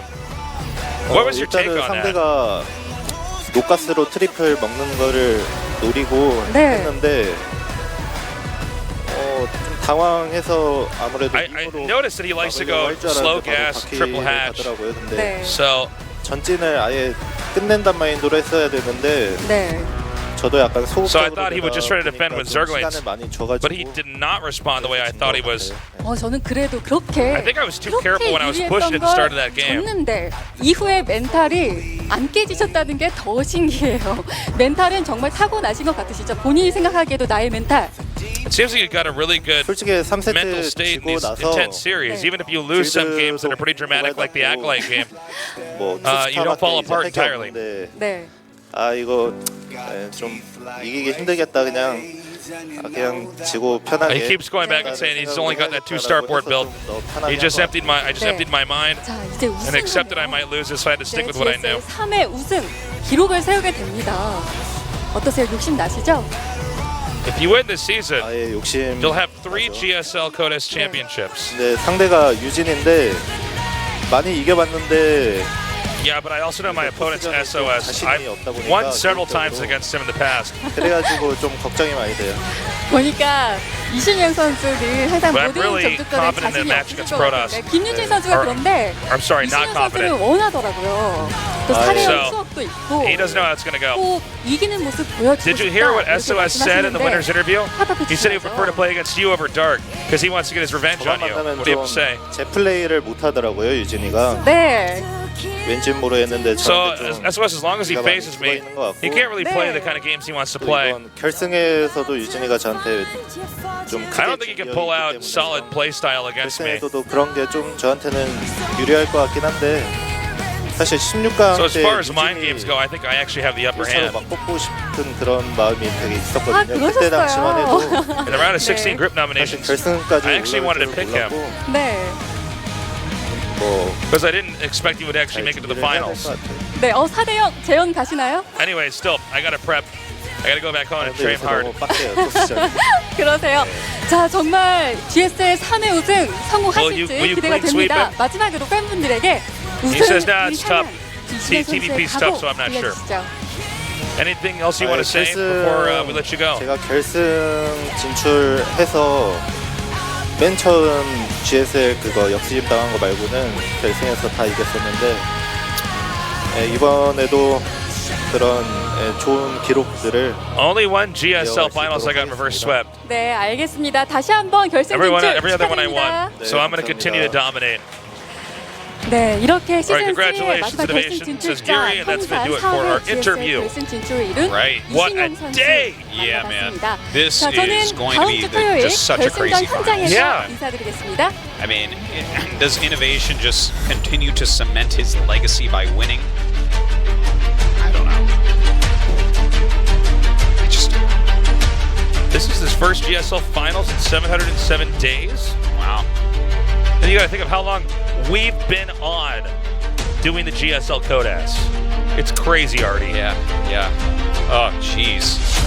I'm going to say it again. If you're going to come down to our finals, get down here very early. You can get down here as early as 11 and get a ticket. And then you can go do whatever you want. Come back at 3:30. Come back at 3:30. Starts at 5. Yeah. Gotta But you be need to get dedicated. in here. Because we have people that come in here way early. And I know there are people that fly in to do this, but don't follow the directions and they don't get a seat. Yeah. We also have a second seating area in B1 of this building. What's in B1? I don't know. I thought that was a parking lot. I guess not. Oh, it must not be. There must be rooms down there must be rooms or TVs or something down there. Either that or it's something in a parking lot. I don't know. What we find out is there's actually a second, better studio in B1. Yeah, and we're actually in the crappy studio. I'm like, oh my god, I had no idea. Why don't we just use that when they're like, oh, you're right. We should put you in charge, Artosis. But yeah, you have to get tickets because there are too many people coming down to our finals. We're trying to make it fair. Some people show up early, they sneak out, someone else comes in and occupies a spot, they can't get back in. We don't want to have a fire hazard. It's, again, the finals are going to start here at 5 p.m. You get your ticket at 11. You have to then come back in here at 3:30. Yes. Do it. You want to come to this finals. SOS First Innovation. This is just so wild. SOS obviously looking to win this and just lock up his BlizzCon spot. Otherwise, he's going to have to fight it out in that super tournament, for which, by the way, both these guys get seats. We also have the Super Tournament coming up. This is our marathon tournament. It takes place over the course of 4 days. We start out with the 16 best in the world, and we eventually, by day 4, end up with just 1. Yeah, and again, guys, if SOS loses, there are 2 spots on the line at Super Tournament. If SOS wins, there is 1 spot on line, but it is going to matter. There's going to be up to like 6 players that can possibly make those last 2 spots, I believe. Especially if Classic wins SSL, then he's in the running as well. So this is going to be awesome. It is. We also have the ASL starting tomorrow. Oh yeah, the ASL. Make sure Almost you forgot check to out mention that. our Twitters. We'll tweet the link. It's going to be on the Afrika website. If you want to learn Brood War, StarCraft Remastered, this is going to be the show to watch. We got a bunch of great players, so I'm really looking forward to seeing how that unfolds. Yeah, it's going to be very nice. Like the group We've tomorrow. got a sister tournament to the GSL. The group tomorrow has, let's see, it's like Killer and Light and a Protoss and a Zerg, I'm not sure. Yeah, I'm actually not sure. I have to check. I can't quite remember. I only But prep anyways. for each cast at a time, but what a great day, man. It'll be a lot of fun. It'll be on Brood War Remastered. Of course, you can go play that now as well. That's out really. I know a lot of you guys might have just been familiar with StarCraft 2. If you like StarCraft 2, there's no reason you wouldn't like StarCraft 1. They're both and amazing. we will definitely hold your hand through those casts. You can learn how to play both of them. That's going to do it for us here at the GSL Codesk. Join us for our finals as well as the ASL tomorrow. We love you. Have a good morning, afternoon, or night, wherever you are.